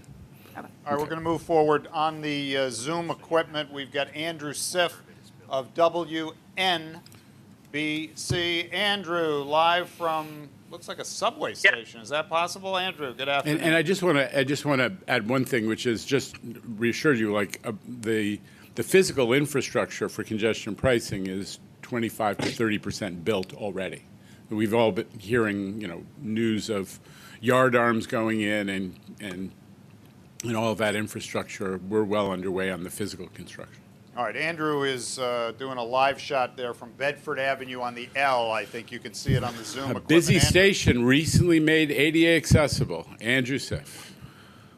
But it's also very near one of the free bus routes that stops in Williamsburg, the B60, and that begins on Sunday. So I have two questions. One question is, how concerned are you that just hearing free buses, one in each borough, there may be sort of a disconnect among the ridership, and this will lead to a lot of people assuming their bus is free and more fare beating? Well, one thing we've done is to make it very clear to anybody who's getting on a bus which are and aren't the free buses.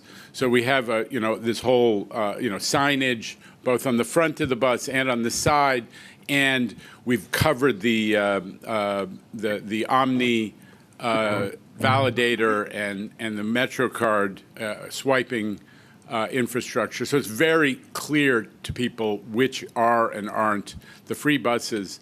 And we also chose routes in part, not exclusively, based on which ones wouldn't overlap with routes that were still paid routes. So yeah, there are 5 free buses. I think New Yorkers are smart. They're not going to hear there's one free bus per borough and then assume that the whole system is free. But we've taken the steps to make sure that nobody's confused. And what would you say to New Yorkers, to the rest of the ridership, hoping that the pilot is successful? How realistic is it that buses could become free citywide? Okay, Andrew, you broke up a little bit, but I think the end of it was, how realistic is it that all buses could become free? A question to that effect. Well, that's certainly not part. We're thrilled with the budget that we were able to achieve with the governor's leadership. That there's no room for losing a couple $2 billion of bus revenue in that plan right now. There are 5 free buses, and we gave our commitment, and we're executing on it, that we would implement those as the legislature act, and that we're doing our best to get information from the free bus routes to see what we can all learn about it. But there's no money in the MTA budget for suddenly giving up bus revenue. And back here at the world headquarters of the MTA, from the New York Times, Ms. Anna Lay. Anna. Hey, Jenna. I wanted to see if you could address something that came up during public comment about Access-a-Ride. Of course, there's cost-cutting measures right now that the MTA is carrying out, including having people, book their trips through the app for Access-a-Ride instead of through a call center. And I'm curious about what you might respond in relation to the concerns about it being harder for people that don't know how to use it or for whatever reason have a hard time with it. Well, Chris Greif over there is waving at the app, and he uses it, right? So, listen, Chris and Rich, come on up. Listen, the basics are the performance of Access-a-Ride as measured by on-time performance, dramatic improvement, no shows, which are the big problems for. I mean, we heard about from the podium for a long time, are down to no shows are down to, I think, what? 0.3%? In July, it was exactly, yes. 0.3% in July. So you're talking about a system that is showing up on time and has dramatically cut the incidents, that horrible scenario where somebody's left on the curb and no vehicle shows up. So we're thrilled with the performance of Access-a-Ride, and which includes, Anna, you know this, but 70% of Access-a-Ride trips now are not in the blue and white vans. They're in for-hire vehicles that we've brought into the system. So that means fewer stops and hopefully a better ride, for a more convenient ride. And otherwise, this system is, dramatically improved as measured, most important, by customer satisfaction stats. So we're thrilled with how things are going. Chris, would you care to comment further on the specifics about the app? Yeah, sure. Thanks for the question about the app. In the past year, we've been able to double our usage of the app, so more and more people are using it to book their trips. And we've got a great team here at MTA who's been taking in customer feedback, as well as being able to see the performance of the app to make improvements, to make it more usable, get more features in there, and really just help our customers book more trips online in an easier way. But if anybody wants to continue to book their trip the conventional way through the phone, that's always available as an option. That hasn't been reduced in any way. I guess more broadly, my curiosity is about whether any of the cost-cutting measures that you're carrying out are going to affect the customer experience, the rider experience. Which ones are you talking about? Well, this is one example that I'm pointing to, but just in general, right? Like you're trying to save money, and so I'm curious if any of that. None of the Rich, why don't you come to the podium? The cost savings that we've talked about, which the efficiencies that we were obligated to do in the budget, do not include cutting service to accessorized customers. Period. End. Go ahead. No, I mean, Jano's right. The answer is no. I mean, we've been focused on more efficiencies. We've talked about a few already, Anna. I mean, the one you're pointing out is obviously the app, and that would be a potential cost savings. But again, that's not an elimination of the phone option. I think one of our customers is waving at us right now, Christopher, saying he likes the app. So, and his mom. So that's two out of two in the room. But in all seriousness, this is the proverbial win-win, right? We're actually improving customer satisfaction and improving the way the customer can book their ride, and being able to reduce a little cost. I think it's maybe $2 to $4 million, but the paratransit budget's $500 million. So this is a very, very small part of our overall goal, which, as you know, we've said it a million times that Jano's holding us to, is 70% customer satisfaction across the three modes by mid next year. That includes cost savings, and we think we can do both. All right, we're going to move on to AM New York's own Ben Brockfeld on the Zoom equipment standing by. Ben, good afternoon. Hey, can you hear me? Yes. Okay. Hey, Jano. Sorry I can't be there in person today. First question, I wanted to ask about the free bus pilot. So I just wanted to ask, how is the MTA getting the word out about this? And are you preparing for additional capacity on those lines? Or is the MTA just like sticking a sticker or a label on that says free and just seeing how many people show up? Well, I'll answer the second question, then maybe Rich can come to help. But none of the buses, the lines that were selected, have more than 40% ridership relative to capacity. So there's plenty of room on those, and that's one of the things we're going to look at, is to see who is riding. Are we attracting new customers? That's one of the goals of the project. But Rich, would you add to that? Sure, definitely. And then you might even ask, how are we measuring customer, ridership? Because we're not going to be taking taps or fares. We'll have automated passenger counters, that bus fleet out there. So we'll be able to see, is there an uptick of ridership on those 5 routes? So we're not merely sticking a sticker on the buses. In fact, we mentioned this at a board meeting a few months ago. We didn't want to create a micro fleet. It just makes it harder for the bus team to get service out every day. So what we both developed in-house, and then we'll have signage on the bus as well. But it takes an operator about 90 seconds to change the signage from a free bus route to a normal bus route. So it'll be the digital signs in the front and the side of the bus. We'll also have covers on top of the Omni machine, so it's very clear. So, long story short, I think we'll have, good coverage. I'm sure there'll be some, customers that will, need a little, tutorial in the coming days.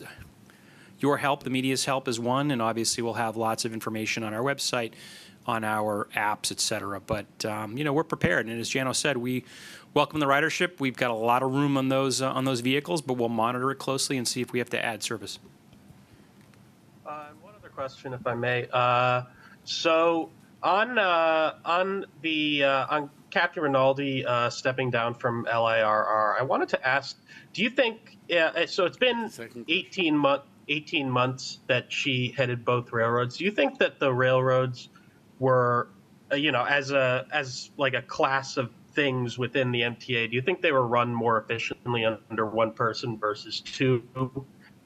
There definitely have been real advantages to having somebody who knows both railroads looking at them in different aspects side by side.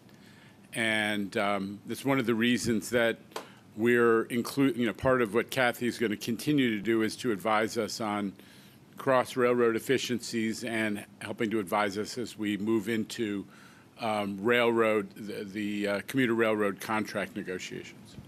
All right, speaking of Long Island, we're going to head out east to Alfonso Castillo with Newsday. Looks like he's working out of the home office today. Alfonso, good afternoon.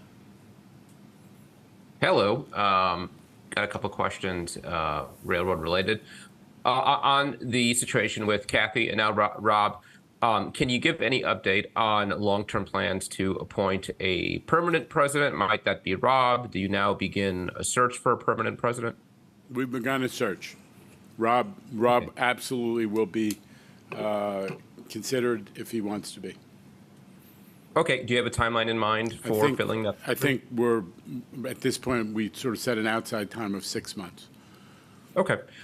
Secondly, on Monday, Rob talked a bit about the Long Island Railroad's on-time performance, and I think was acknowledged that it's fallen quite a bit since March when Grand Central Madison opened. I was looking at some of the numbers, and it looks like delays have more than doubled since the year before the opening of Grand Central Madison.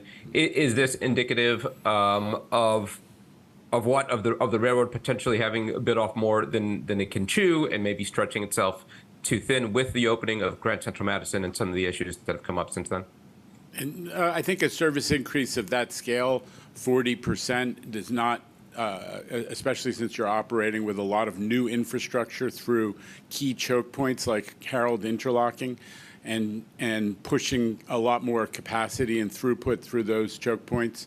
I'm unsurprised that it's taken us a little while to adjust and adapt and figure out how to manage 900 trains a day, 900 plus trains a day instead of 600 plus trains a day. But that's something that everybody is closely focused on and will continue to be. Kathy, anything to add? All right, then let's move on in the room here to Steve Nesson from WNYC and Gothamist. Steve, good afternoon. Hi, Jano.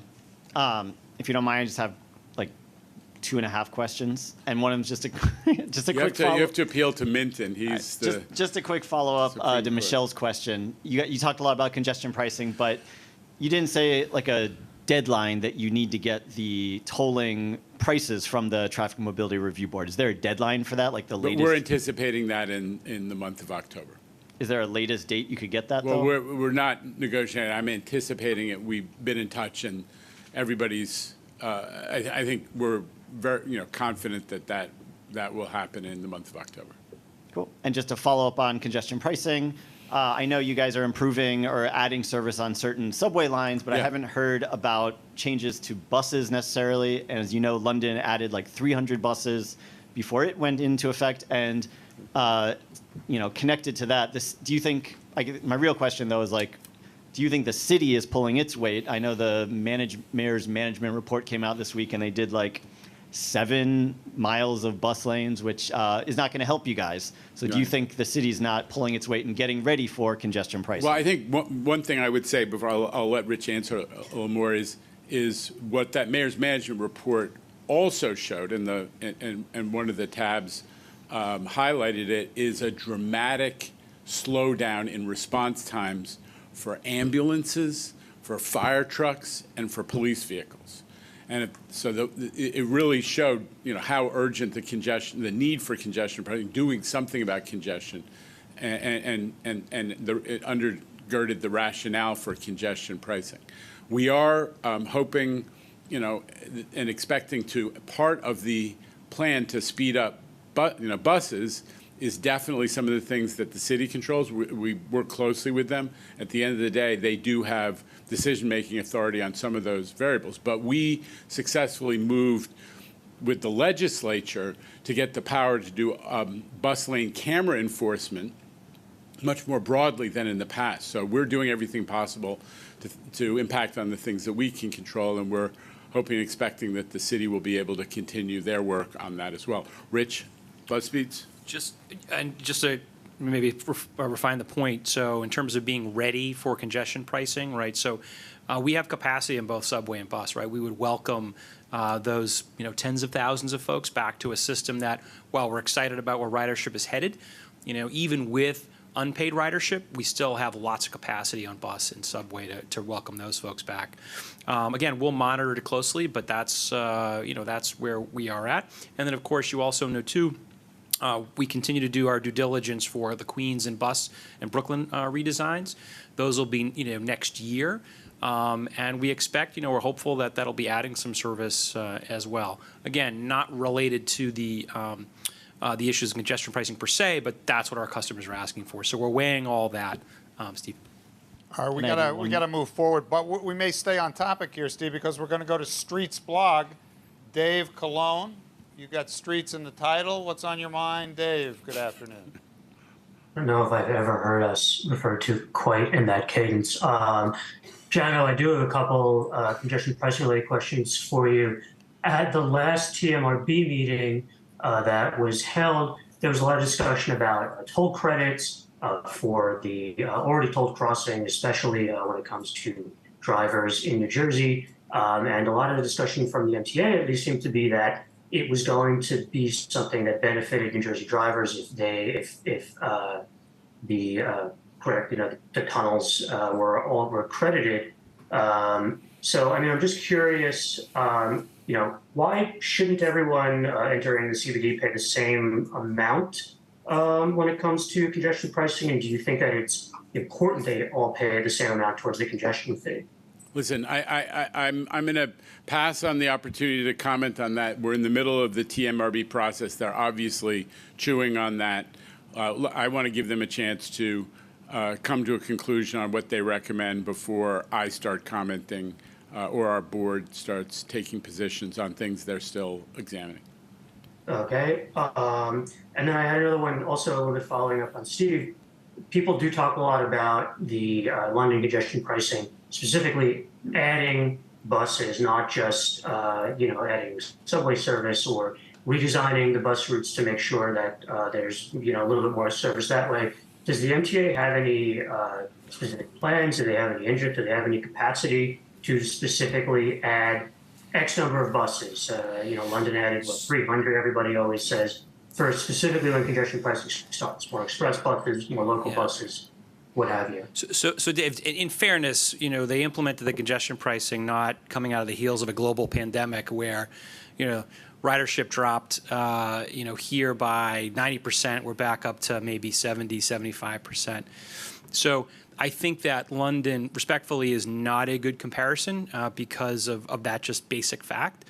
I think, if you look, and I know you look at our our projections in terms of folks who are coming to the central business district and the percentage of folks we think will come out of their cars or single occupancy vehicle and into transit is like in the tens of thousands. We have, this week, 2 weeks ago, we were running 3.6 million people on the subway.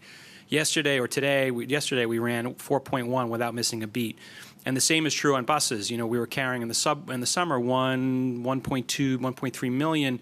We've hit 1.5 million bus customers again without missing a beat in the last few days. So, I am very confident that if we have, tens of thousands of folks coming back into our system next spring, great, but we will monitor it too. And by the way, the bus redesigns are not just about moving routes. As I teased, with Steve earlier, it's also about adding service, as we did in the Bronx, as we did for Staten Island, as we did in Manhattan, and as we expect to do for the next two boroughs. All right, we move on to Nolan Hicks of the New York Post. Hey, so early in your tenure, you gave an interview to the New York Times where you described portions of the authority's project management process as broken and self-defeating. You said, and I quote, "We have to do a much better job. We're relying on these consultants to run our project, and we're not getting results out of them." 6 years in, how would you grade your performance on that score? I think we've done well. What we took was, first of all, Nolan, you know this.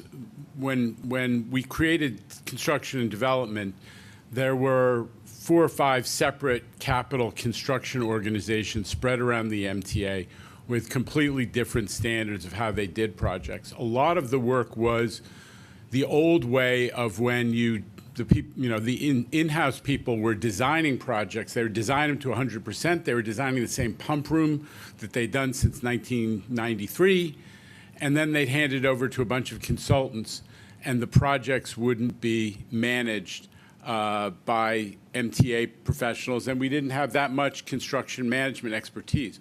We have established, we have pushed to a different model. One, less in-house design and using design build. I think you know the difference. And also to create a system, what we call project CEOs, so that accountability rests with the MTA people who are overseeing the projects. And we are recruiting more and more construction management professionals to be part of the MTA because we want MTA people. Now, that doesn't mean that you can't include consultants, because there isn't, I mean, this is not a commodity market. The United States in general has a shortage of engineers and construction professionals.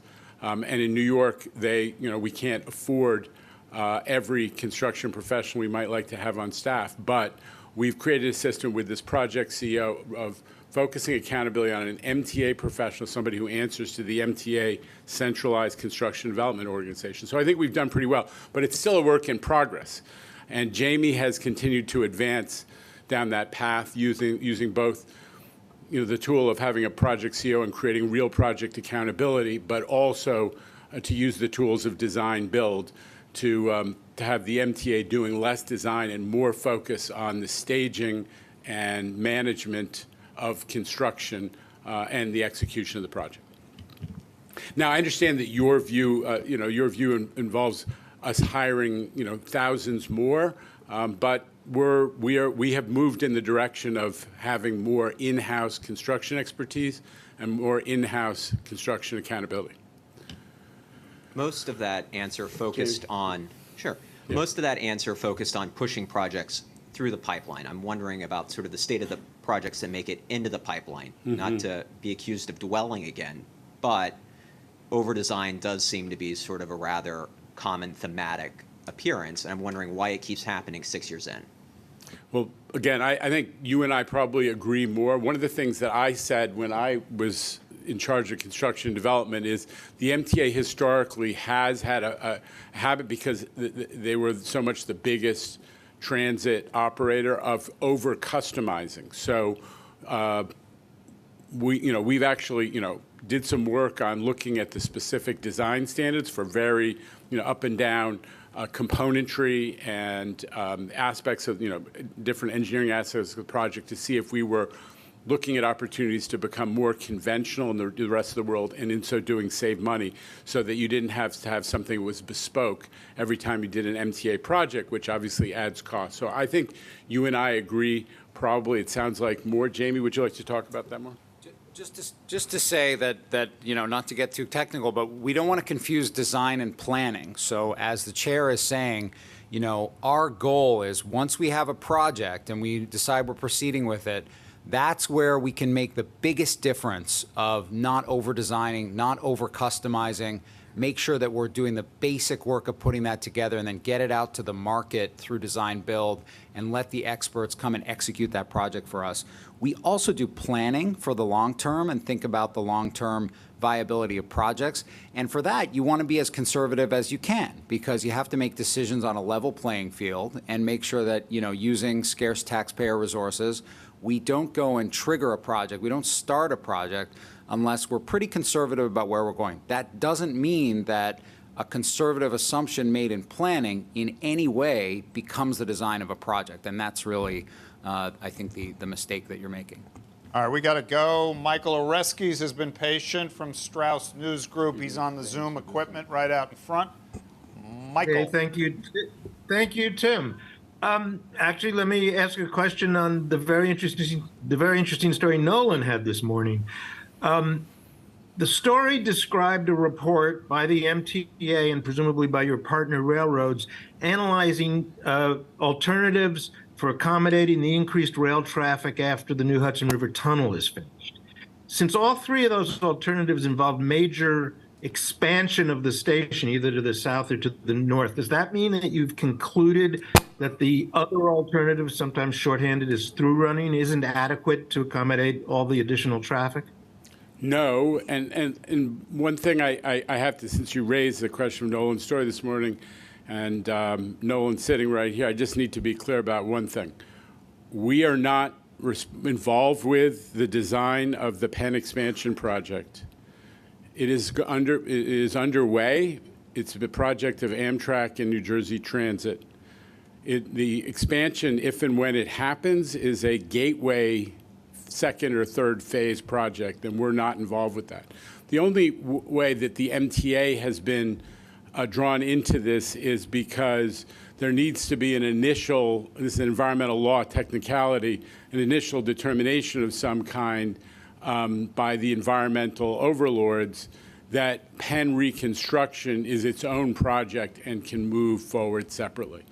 So we're not involved in the expansion. I think, you know, Minton and McCarthy, who are usually highly capable, failed in their effort to convey this to our friend Mr. Hicks.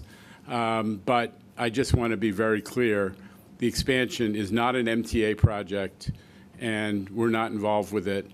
And it's going forward. We're not paying a dime for it. We're not participating in any way.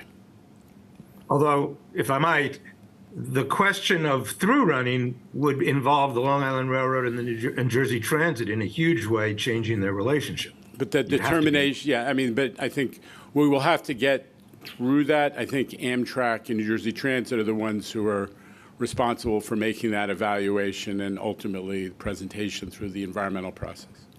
All right, next up is Arthur Chen of Fox 5. Arthur, on the Zoom right there in front of you. You almost forgot where I was from. Thanks, Tim. My question is about bus lanes. Currently, I'm not sure exactly how it works, but currently, how many requests are in from the MTA to the city for the city to commit to bus lanes? It's worked on 14th Street, 23rd Street, First Avenue, Madison Avenue. Just trying to get an idea of, are there more bus lanes that the MTA wants that would help it move more efficiently, especially given the opportunity congestion pricing will present when drivers may be looking for other alternatives? If their bus line moves very slowly, I would imagine you'd be concerned that that wouldn't be an incentive for them to come onto your buses. So how many bus lanes, about how many requests are in with the city, and how are they doing? Okay, so I'll have to get back to you on the numbers, but the big picture is the mayor held a summit over at Gracie Mansion, over at City Hall, I don't know, a year and a half ago, and I was there, and the announcement was we were going to do 150 miles of bus lanes in his 4 years. That means like 37, 38. We're not hitting that goal right now. We have made proposals. It's a joint process with City DOT. We have identified opportunities for bus lanes, and you're right, Arthur, different parts of the city that would allow us to hit 35 to 40 miles of new bus lanes per year. But so far, the city process has not yielded those approvals. So we are very much in favor of more bus lines, trying to make good on the mayor's commitment to 150 miles in his term. But at the end of the day, the streets are the province of the city of New York, and they have final say on whether a bus lane is going to be built. So you said at the meeting, you gave the numbers for why the MTA is ready to accommodate the flow of drivers.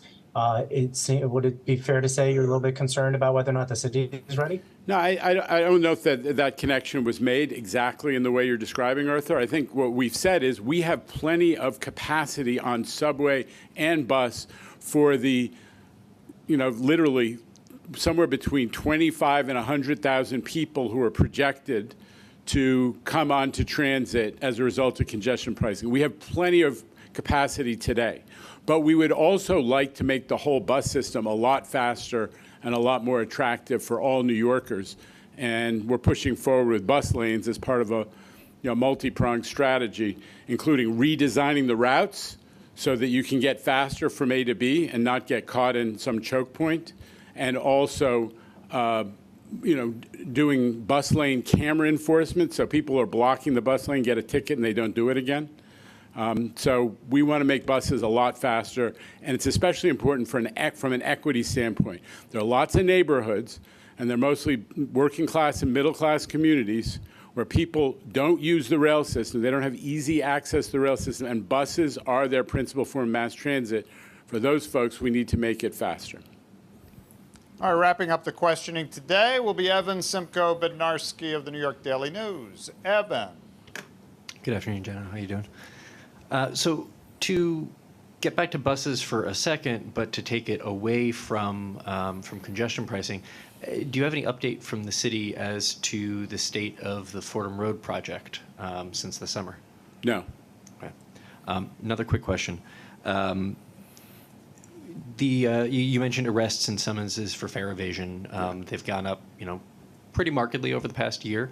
I'm sure you guys are keeping data on this. Is there a sense of what that means for losses due to fare evasion this year over last year, which was fairly significant? Yeah, listen, it's premature to show exact causal to even, try to analyze the causal relationships. But we have a bigger fare evasion problem on subways, and we are reacting to it in part, together with the NYPD, by increasing fare evasion enforcement. It's also that we've come up with a menu of, I think, new and creative ideas about how we can discourage fare evasion.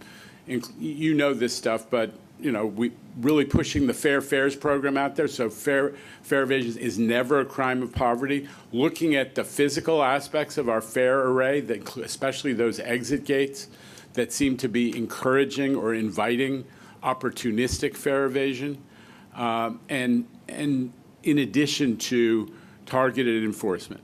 So we're taking action there. We're also expanding our fare evasion enforcement to buses. Up to now, there hasn't been fare evasion enforcement meaningful on local buses. We're looking to do it and to try to reestablish the principle that everybody's got to pay, but do it in a way that is not doesn't have some of the downsides of having it done by uniformed armed officers. So we're taking that approach with the Eagle teams. Are those Eagle teams ready to go in anticipation of the free bus? We've started it. We started it. Rich. Yeah, we started last week, actually. So last Tuesday, we started Eagle Team, a local enforcement at Kips Bay, the Staten Island Ferry Terminal, and downtown Brooklyn.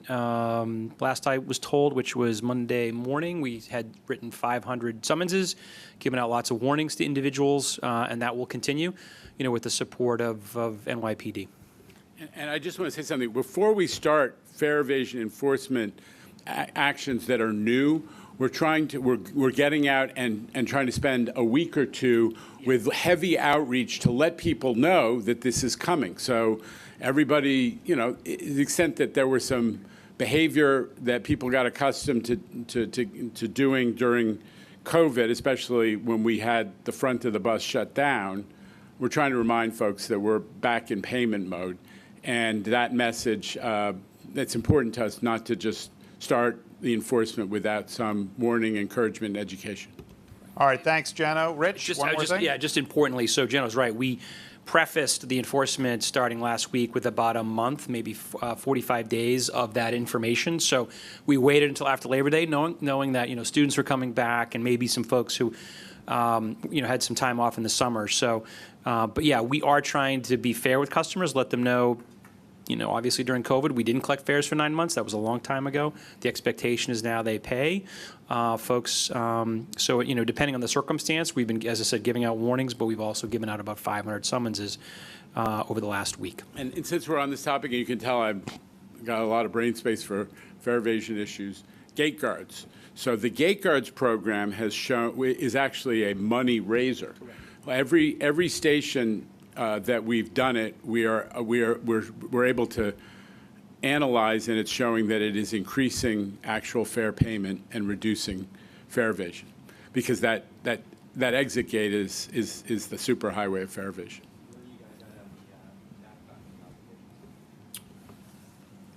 So we've been slowly rolling that out. Asked the team actually for a plan on how we can roll that a little more aggressively. We've got some headcount issues in our EMD team, but we are rolling it out. I probably won't tell you where because you'll report it and folks will know. But it is something that we can see. You know, the gates still are the big issue. Right? I mean, Jenna always calls it superhighway fare evasion. That's true, but backhawking I think is the second most utilized technique of fare evasion. So that we hope to eliminate. Thank you. All right, thanks, Jeno, Rich, Jamie, Chris, and Kathy. But no, you cut Nolan off, and I'm in an act. I was directly referencing other answers. All right. No, I'm just saying you cut Nolan off, and I'm going to give him another chance. Well, there you the go. Spirit Chairman's of prerogative. We're back to Nolan it's Hicks. Early Christmas, yeah. And it is I appreciate the holiday gift. Just if you could just walk me through your answer on the Penn Station piece one more time. So the report was authored by your consultants. It was overseen by your C&D staff. Your agency, the MTA, is listed alongside Amtrak as the sponsor of Penn expansion. So can you sort of walk me through how this isn't C&D work product? Okay, how this isn't an MTA report? Okay, so I think your questions are largely rhetorical, but what I would say is the whole question of who's listed as the lead, I told you what we are. We are not. There is design going on for the expansion. We're not part of it. We're not paying for it. It's not an MTA project. We were involved. We did have to be involved because the environmental law requires this process in order to create separation between two projects that have the name Penn in them, so that we can move forward with Penn reconstruction, which is our project, which is the one we're passionate about and we're involved in. Jamie, do you have anything to add to that? That's the story, Nolan, okay? All right, good afternoon, everybody. Thanks. From Lower Manhattan, thank you.